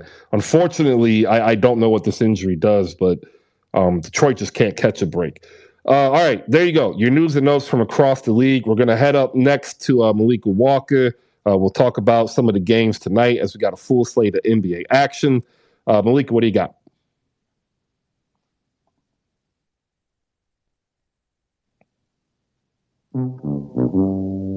Hate to see it. Absolutely hate to see it. No, I'm here. You caught me in the middle of transporting my lunch back to my desk. So sorry about that. I was getting my coffee. But tonight, yeah, I'm excited about. Actually, there are games I want to see besides my team play Chicago. Of course, I'll be watching the Nets play Chicago, but I'm also interested in Heat and Lakers, Hawks Kings, Pacers 76ers, because I do like watching Halliburton. and Suns versus the Cavaliers. You got a full slate yourself. My biggest game that I'm looking forward to is New Orleans and Houston. You know what I'm looking forward to? What? You're looking forward to New Orleans and Houston? Why? Yeah. I want to see what New Orleans does with this adversity. Like, is Willie Green really this coach? Can the young guns and depth of New Orleans sustain, 2 losses to Brandon Ingram and Zion Williamson behind CJ McCollum? Like, I'm hoping CJ McCollum goes for like 40 and Trey Murphy Jr. goes for 30. Personally, that's just me. Okay. Okay. But I am curious I do want to see my Nets. At least, I know the Bulls aren't doing extremely great, but they do have really good talent.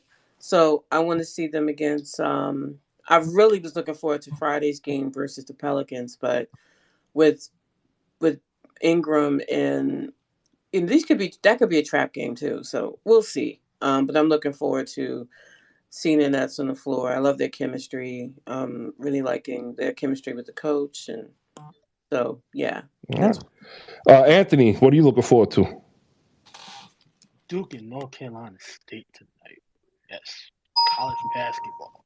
I don't know why. Oh, Duke North Carolina State is tonight. I'll check that out. Yeah, it's Duke is on the road again. Last time they was on the road, they ain't look so good. But you're on the road again tonight at 7:00. I don't know if I'm gonna watch any NBA. It's a lot of good college games on tonight. It's that time of the year where the rivalries start to happen. So it's the most wide open college basketball is going to be this season. I don't know why, but you don't know who's going to win the title this year. Like, yeah, especially when College of Charleston is like literally just as good as Duke. Who? Exactly. Yeah. College, come on, man. Like, you're not gonna you remember when it was 25 years ago, College of Charleston came out of nowhere, got into the top 25, got into the tournament, made it to the Elite Eight? Yeah, I do, but yeah. It's that time, man. College of Charleston. Who was that? Was that Speedy Claxton? I guess so. Can't remember. I'm going to find out. I bet you Tiberius knows. Tiberius might remember. They play North Carolina A&T tonight, by the way. JF, what are you looking forward to? Chris, I'm looking forward to the obvious game tonight, Heat versus Lakers. But quick subject on the college basketball. UM right now has to be the #1 team in the ACC. Stop playing with us. You got the best backcourt in the ACC. Stop playing with us.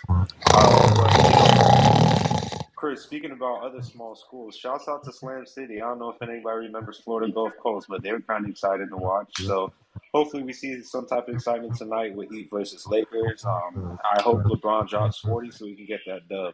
Appreciate it, Chris. The ACC is the weakest Power 5 conference in basketball this season. Stop it, Chris. Stop it. It is gut-wrenching bad. Well, it's not good in previous years, yes, because of North Carolina being so Florida State, North Carolina, Georgia Tech, Notre Dame, Louisville look like garbage. So you didn't mention Miami, but we always got to talk about Calipari and Kentucky. How come he always gets on the NBA roster right now? It's crazy. He gets 3 5-stars every year, but can't do nothing, Chris. What do we do? I've never been a fan of John Calipari as a basketball coach. I thought he would have made more money as an executive recruiter for Fortune 500 companies. That is a fact. He can recruit his ass off, but I don't think there's a more overrated coach other than maybe Dick Vitale in the history of college basketball. And Dick, don't get me wrong, Dick Vitale was a great coach. He really was a great coach, but he was not Lefty Driesell, right? He wasn't Mike Krzyzewski. He wasn't Dean Smith. He was just a guy who people love to hear talk about the game, parlayed that and his knowledge of the game into a phenomenal career as an entertainer. I'm a huge fan, but come on, man. Come on. I listen to the game. I watch the game on mute when he talks. Well, yeah, no disrespect. No disrespect. It's time. Yeah. What's that coach's name from UCLA? John Woodson? John Wooden. Ooh, that John was Wooden. bad, man. That's bad. Hey, Chris, I think You he's you the most you earned a overrated. demerit in Malika Walker's The Rewind Pod. You're gonna have to do something to make that up. John Chris, Woodson? Yeah, who Chris, is I that? be getting my names mixed up. Nah, Like I man. still can't get SGA's name right to this day. Shea Gilgis Alexander. Nope, can't do it. Yeah, okay. You just couldn't remember the name of arguably the greatest basketball coach in the history of the sport. You see, that's why I wanted to bring up the conversation. I think he Hold might on, be hold on, overrated. whoa. I think he might be overrated. He was hanging off the coattails. If he Coach didn't K, have Kareem, would he the be good? greatest college basketball coach. Who? Coach K. Coach K is You up know there with who? overratedness too. Get the. Go ahead. This is nasty work, man. John Wooden. I'm not. You know what? That's the room, Malika. John Wooden versus Mike Krzyzewski. Have at it. Kareem. It is, but just and what about the coach from Georgetown? He doesn't get in there at all. Oh, John Thompson? John Thompson. Yeah, John Thompson. Nah, he's not overrated, but like I love John. He ain't top 5. But hold on, Chris. When you can go into the hoods and talk to these drug dealers to tell them leave my kids alone, that says a lot about a coach. That means he actually cared about the kids. Yeah, but he's not the only one. Like, believe it or not, like black coaches through that history were able to do that. Games have changed over the time, but like almost every predominant, like John Chaney was able to do that at Temple. Like you would go into Philly and be like, leave this dude alone. He has a chance to get out of here. And they would listen to Chaney, right? It's just because we didn't see it because, there wasn't a lot of them. It wasn't commonly known. But if you talk to some of the older coaches who were recruited by some of these guys, and women, by the way, like Vivian Stringer had the same ability as well.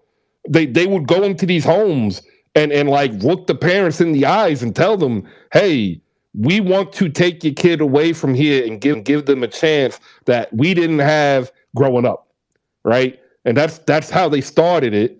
And then they would go into the schools, into the areas, and talk to the gang leaders, be like, yo, leave this kid alone. Go ahead, Malika, you have something. What about Dean Smith? I'm gonna have a college coach room because Dean Smith you wouldn't put up there either. I would defend Coach K. I would defend his honor to my death. Anthony, I'll inbox you about that room so I can schedule around you. And, I would defend my honor. Malika, we got to talk about the coaches that weren't ran by money too, because that UNLV coach, he was ran by some money. So we got to understand there got to be some serious guidelines to this. I'll inbox you guys so we can do this room because I want to argue for Dean Smith. We will. He's barely better than Jim Calhoun. I'll inbox you guys and put Jay to walk. Like whoever wants in that room, inbox me now, and for the stage so we can talk about it, and I'll schedule it because I do want to have that room. Yeah, I would defend Coach K's honor. Yeah, you can defend Coach K's honor. TJ is going to defend Dean Smith's honor, and I'm going to say this: Dean Smith had like 7 years where the only team he ever had to worry about was Duke, right? And a lot of those victories, they in substandard competition. I'm just putting that out there. But I want to ask this question though: Would an all NBA Duke team, how many games would they win in the NBA? Like all past, present, like right now? Not as many as you think because there are better teams from other schools. Oh, get out of here! Only team that could see all-time Duke is North Carolina. Only team. Kansas, UCLA, North Carolina. No, Duke and North Carolina is going 1 and 2 like every year. Man, there's a big difference between NBA player and college player, and if you look at the history of the NBA, North Carolina put them out better. UCLA is running shot. Yeah, like UCLA is running the streets. Like UCLA is like UConn women's Huskies in this conversation. UCLA is gonna talk to y'all like Larry Bird. Like who's finishing second? Like you're saying that a Duke team is gonna beat a UCLA squad of a healthy what? Can we even narrow it down to 5? All time, like 15 Like, come on, man. Fam, you're talking Kareem, Kevin Love, Kevin Westbrook. Love. Kevin Love was a Lonzo great Ball. college player. He Like, was well, you're talking what? Bill Walton, Kareem Abdul-Jabbar. So Kevin Love wouldn't even start because you'd start Kareem and Bill Yeah, he'd be on Walton. the bench. Yeah, he'd be on the bench. Drew Holiday and Westbrook would probably be your point guards. How about Drew Holiday? Damn. Yeah, like I'm telling you, man. DeMar went to USC or UCLA? DeMar went to USC. Reggie Miller went to UCLA. Reggie Miller was your shooting guard. And then, like, I mean, if we're just doing college, you got Ed O'Bannon at the small forward, right? What other small forwards could be up there? It's like three that I'm seeing, but I can't think of their names right now. Isn't Kiki Vanderway? It would probably start at small. Yeah, Kiki Vanderway, Luke Mabute, Jason Capono, Jamal Wilkes, Matt Barnes. Oh, we forgot Baron Davis. Does Baron Davis? Wait. He doesn't start. Doesn't he? Doesn't start over Westbrook. We talking about NBA career? Whoa. Is this in the context of their NBA career or their college career? College. This is college. Oh, the college career, Baron Davis starts over Westbrook. Yeah. All right. Anyway, back to Breeze real quick because we're running out of time. Breeze, give yourself 60 seconds. This was just breaking news. I just wanted to tell Jada Wakanda that Al Jefferson ain't walking through them doors. Shout out to Big Al Jefferson. He was walking 20 and 10 damn near. God damn. Al Jefferson is too good for this bit. I'm looking for Dino Raja ain't walking through that door. Who? Exactly. Man, I love me some Dino Raja talk. All right, we got 5 minutes. We're gonna be closing out. We're gonna go around for a last take after Mike gives his UCLA team. Mike from the OC, you hear the rant, you know the name, you hear the voice, you know the voice. Mike, give us your top five, your starting UCLA squad all time. Are you kidding, right? Chris? We've got Kareem, Bill, Kiki, Reggie, and Russell Westbrook or Baron Davis. Wait, who do you got? Give me who that. do you got? Wait. No offense, but please give that to me again. Kareem, Bill Walton, Kiki Vanderway, Reggie Miller, and either Westbrook or Baron Davis. Kareem and Bill are 1-2 college players ever. It's not even close. Kareem and Bill. Oh yeah. We're just giving a starting five. I would say I'm going to go Kareem, Bill, the great, and I mean the great Marcus Johnson, who was just an incredible player, was on Coach Winnen's last team, 75, and Coach announced his retirement. Beautiful player. I think he does the Bucks radio still, if I'm not mistaken. Just a fantastic player. Marcus. You know what? Listen, the backcourt, you could go with Gail Goodrich. You could go with Walt Hazard. You got to go back, man. You just can't go, 90 and up. I mean, this is such a lineage there. You could go Lucius Allen. You know what I'm talking about? I mean, there's so many guys. Michael Holton. There's so many dudes. I can't pick two. I'm gonna go Goodrich and Hazard in the backcourt. All right, I can dig that. Goodrich is up there. But you know what? Reggie's teams were not good at UCLA. They were not good. They did win the NIT. But because the teams were good, he wouldn't be the starting five? Yeah. Would you wouldn't put him in? You wouldn't put him on the? Would you put him on the bench? Or would you be? I've got Reggie. I've got Reggie starting. This is another room, actually. He was good at UCLA, but he was great in the pros. What about Aaron O'Fallo? That Reggie wasn't. Aaron O'Fallo. Aaron was a great player. Hell no, Aaron O'Fallo. Yeah, we're not going down Kevin that Love. road. Well, he wouldn't start over Bill or Kareem. No, of course not. Yeah. Up front, you're going to have Bill. To me, up front, you're going to have Bill, Kareem, and Marcus. As far as I'm concerned. And then you had a great player too, Richard Washington. And then I'm giving you J. Will, Kyrie.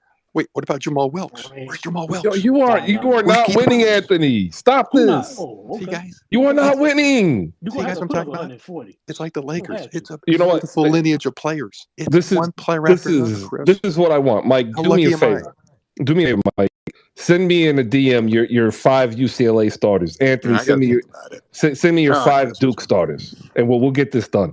I also have breaking news. Following Breeze's breaking news, Vitaly Potapenko and Rafe LaFrance are not coming through those doors, Boston. Who the hell is Valley Rafe Potapenko? LaFrance I Hey, was gonna Chris. say some relevant players like No, Dennis God. Johnson, because I think Dennis Johnson. You insert Who he Dennis got? Johnson in that current lineup. Vin Baker is not walking through the TD Garden. Hey, shout Hey, out to Vin Baker, man. hey, Chris, real God quick. damn. Can I say Shout something out real to quick? Vin Baker. Go ahead, Mike. One What do more you thing. got? You know, the DeMar injury the Tony other night, Allen isn't prayers and walking thoughts there to either. DeMar. It was so sad. Chris, it took me back to Gathers. A lot of you guys are too young to remember Hank Gathers. And Hank passing on the court at Lola Marymount, college not too far from me. And the run they went on with Bo in the left-handed free throws, it just sends shivers up my spine still, thinking about Loyola Marymount University in 1990 and that run. One of the most incredible things I've ever seen in basketball. The girl. It was incredible. Bo in the left-handed free throws, they got all the way to the Elite Eight. They lost to Vegas and UNLV. It was beautiful. It really, all these years later, still resonates. And Bo still gets calls, obviously, when something like this happens. So let's pray for DeMar.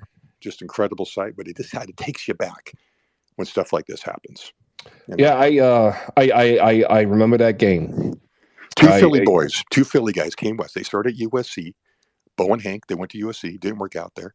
They went to Loyola with Paul Westhead, of course, former Lakers coach, championship coach, and they were off and running. Still revered out here as one of the greatest college teams. Yeah. I mean, I remember I watched that game with my grandmother. And I knew of the team. I didn't know of Hank. Because I was only, maybe 10. But then 3 years later, Reggie Lewis died, Exactly. and that wrecked me, man. Chris, there was a game, Loyola Marymount versus LSU with Shaq. Look it up. The final score might have been like 150 to 140. It was something crazy. The game was strictly up and down the court with Shaq. I think they might have beat him or it was really close, and they played Shaq when he was at LSU. It was an incredible game. Right. It was wild. Appreciate it, Mike. We're going to go through last takes of the day as we're 4 minutes out. Micah, if you're still with us, give yourself 30 seconds. Go.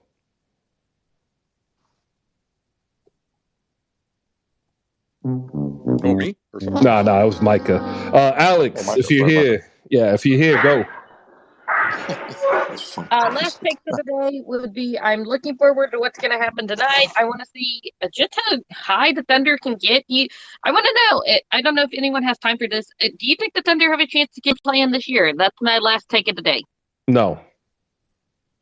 They are unserious.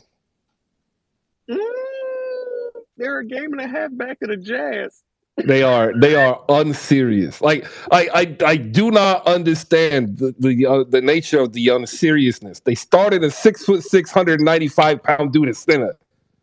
I think the reason that they're doing this is because they just want options. I think they want the option if they want to go ahead and go for it because they're still right there. There's a chance. And they also want the option that after they get SGA in the All-Star game that they can completely tear it apart and try to go for Wembanyama. I think that's what their goal is this year. 6'6", 195 pounds started at center. Like that is just unserious. It was embarrassing. I don't wish for players to get injured, but I was not upset when he broke his leg. Yeah, I wasn't happy about it either. But that it's even more embarrassing for Boston. Like that loss was just bad. We'll go to Micah. Micah, real quick, last take of the day.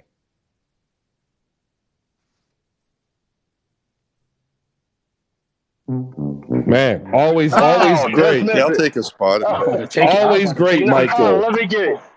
30 seconds, go. Last take of the day is, first of all, the Kings are so fun. Lighten that beam again.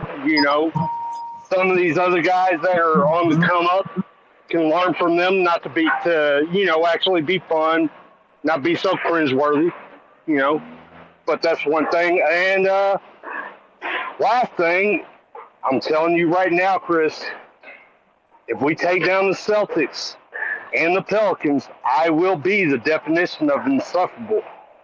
Last take of the day. All right, appreciate it. We'll go to JFK. JFK, last take of the day.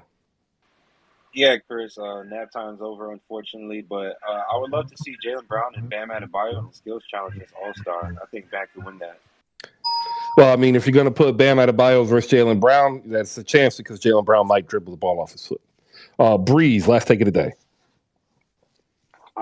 Damn, last take. All right, couple things. Luke Cornett is walking through them doors, so the Celtics are fine. Also, Don't start. I didn't even have to do Please, don't start. Don't start. Also, mid is about to be the new elite of the NBA. I want to advise all teams to start being mid, because we're gonna be in the transition for the next generation of the NBA. So you might want to be in the middle to see what everybody else is doing, and then figure out what moves you can make. That's all I got for you, Chris. And you would speak the truth as a New York Knicks fan. Mid is good. Anthony, last take of the day. Julius Randle, 40-10 tonight. Julius Randle, All-Star. Jada Wakanda. All-Star starter. Yes, All-Star starter. Yo, Stop playing, yo. Stop playing. Y'all really do. Give us a power forward that's better. Junior Burrow is not walking through those doors for the Celtics, so like y'all need to stop it. What the hell is that? That's the whole point. That's why this is fun. Y'all don't get it. But no, there's some phenomenal games. We get to see the Pelicans go against the free Jabari Smith Rockets, who are showing no improvement according to their vet leader, Eric Gordon. Without Zion get better soon. ESPN has Milwaukee versus Toronto. Both teams have a lack of guard play off the bench. That's going to be a fantastic strategery of basketball. And then my Grizzlies are playing the Hornets, who are sneakily in the best lotto position to get Wembanyama. And I don't know I mean, if I we like want to be in Scoot a for them. world. Honest, I like Scoot more, but I don't okay. know if we want to be in a world where Michael Jordan has his hands on Victor Wembanyama. Why? Because he's going to waste them? Y'all don't know didn't that. we just, like didn't y'all, we just I mean, talk about the Hornets draft picks? Wait a second. Just talk about the Hornets draft picks? Wait. Give me the player that Michael has done something for that like, I mean, what are we doing? Yeah, he hasn't done anything as the owner of the Hornets. You're going to stop disrespecting my goat. You're just finding. It's not a way it's you're not. trying to find. How is it disrespect?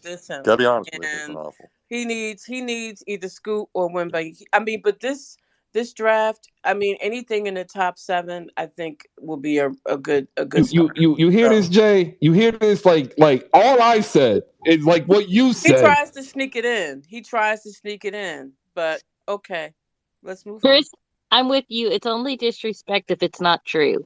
What has Oklahoma done recently? It's not the only team that hasn't done anything. They've had Shea sitting there. What have they done? Like, the Hornets are not the only team. Well, at least they've accrued draft picks. Chris, I will say. And what has that gotten them though? Well, they just one winner at the end of the year. They haven't gotten to the point where they're using it, Malika, but they've developed players better than Charlotte. And where have they gone? To other teams because they keep getting draft picks. Okay. The Thunder have at least been in the conference finals over the past 10 years. Yeah, they had made a dude make a half-court shot yesterday, didn't they? That was pretty cool. Yeah, there you go. Hey, Chris, I will say this. He did have baby hair Joe Wallace on the tear. Hey, Jay, Ryan Hollins is not coming through that door. Oh, there's a UCLA product. I'm going to get him on the top 5 list for the Celtics players that made it. top 5 man. Ain't walking through that door. Barkai, the birthday boy, last take. Yeah, the Knicks play the Spurs tonight. Hopefully they get a win for my birthday. Listen, prime Avery Bradley is not going to walk through those doors and defend all of a sudden. So, yeah. Man, y'all keep coming up with guards. We ain't doing guards. Todd Munt ain't coming through them doors. Memphis legend. Mike from OC, final take. What you got? Real quick. My son's going to the Heat Laker game tonight. He's excited, going with a bunch of friends. And the ageless wonder, LeBron James. Is there anybody better in the league than LeBron James right now? It's freaking amazing. It's freaking amazing what this guy's doing. Well, he's as good as anybody. Put it that way. At age 38, he ain't losing it. And by the way, Riley, whenever the Heat come in here, Riley comes home, he's home. We love him. He's beloved here forever as a Laker. as a Laker. There you go. No Nick, no Heat. He's a Laker. He's definitely going to probably go down more known for the Lakers. Absolutely. Always number one for Pat. He knows it. Yeah. He feels it. He knows it. That's his organization. All right, Absolutely. Malika. Eric Montrose is walking through that door. Eric Montrose. Malika, go ahead. Real quick, if you were a player coach in AAU, hit me up. If you would like to participate in the coaches, all-time coaches room and defend your coach, we'll have like a, a battle style or something defending your coach. Inbox me. I think I know the candidates who are going to do who, but let's talk about it. Inbox me so we can get that together. And next week, I'll talk to Dr. J. So. That's it. All right, there you go. World tonight. Next World. The music is on, ladies and gentlemen. That means we are out of time tonight. Charlotte, Memphis, 7:00. Cleveland, Phoenix, 7:00. Orlando, Oklahoma City, 7:00. Philly and Indiana, 7:00. All on League Pass. New York hosts San Antonio, 7:30. Toronto hosts Milwaukee on ESPN, 7:30. First of a doubleheader. Chicago, Minnesota, New Orleans, Golden State, all at home, hosting Brooklyn, Portland, Houston, Detroit. LA plays Miami, 10 p.m. Sacramento hosts Atlanta, 10 p.m. We talk a lot about the Plumlees, but did you know that Tyler Zeller is not walking through those doors for the Celtics? The lost Zeller brother. AC Earl is not walking through them doors, ladies and gentlemen. The Iowa legend. All right. If you want, check out the Hoop Spaces review. There's a free option. Go ahead and sign up if you want to support. All the proceeds does go to making content.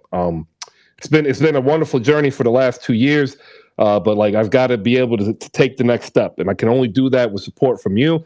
Hey, Chris. Yes, show killer. Chris Wilcox and Bill Walker are not walking through those doors. You just had to kill the show for that. I love Mankind. Happy birthday, Hey, Mankind. Dwight Powell ain't walking through that door either. Have to make me have to redo the daggone song.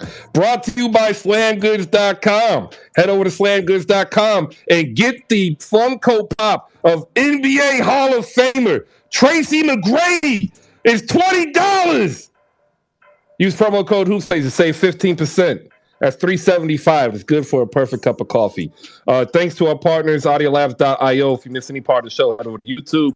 You can catch the show in its entirety unedited. For context, if you are a content creator or you want to be, literally you just need 5 to 8 minutes. We'll hook you up with JP the franchise, and we'll start getting your reaction videos up on the Hoop Spaces YouTube channel. The review, look, sign up, $5 a month, $54 a year. Be a founding member for $200. All proceeds help grow this show. Appreciate y'all. See you tomorrow, 10 a.m. Peace out. That was a great time for anybody else who had a Celtics big man to say. Matt Winstrom is not walking through that door and being. Yes!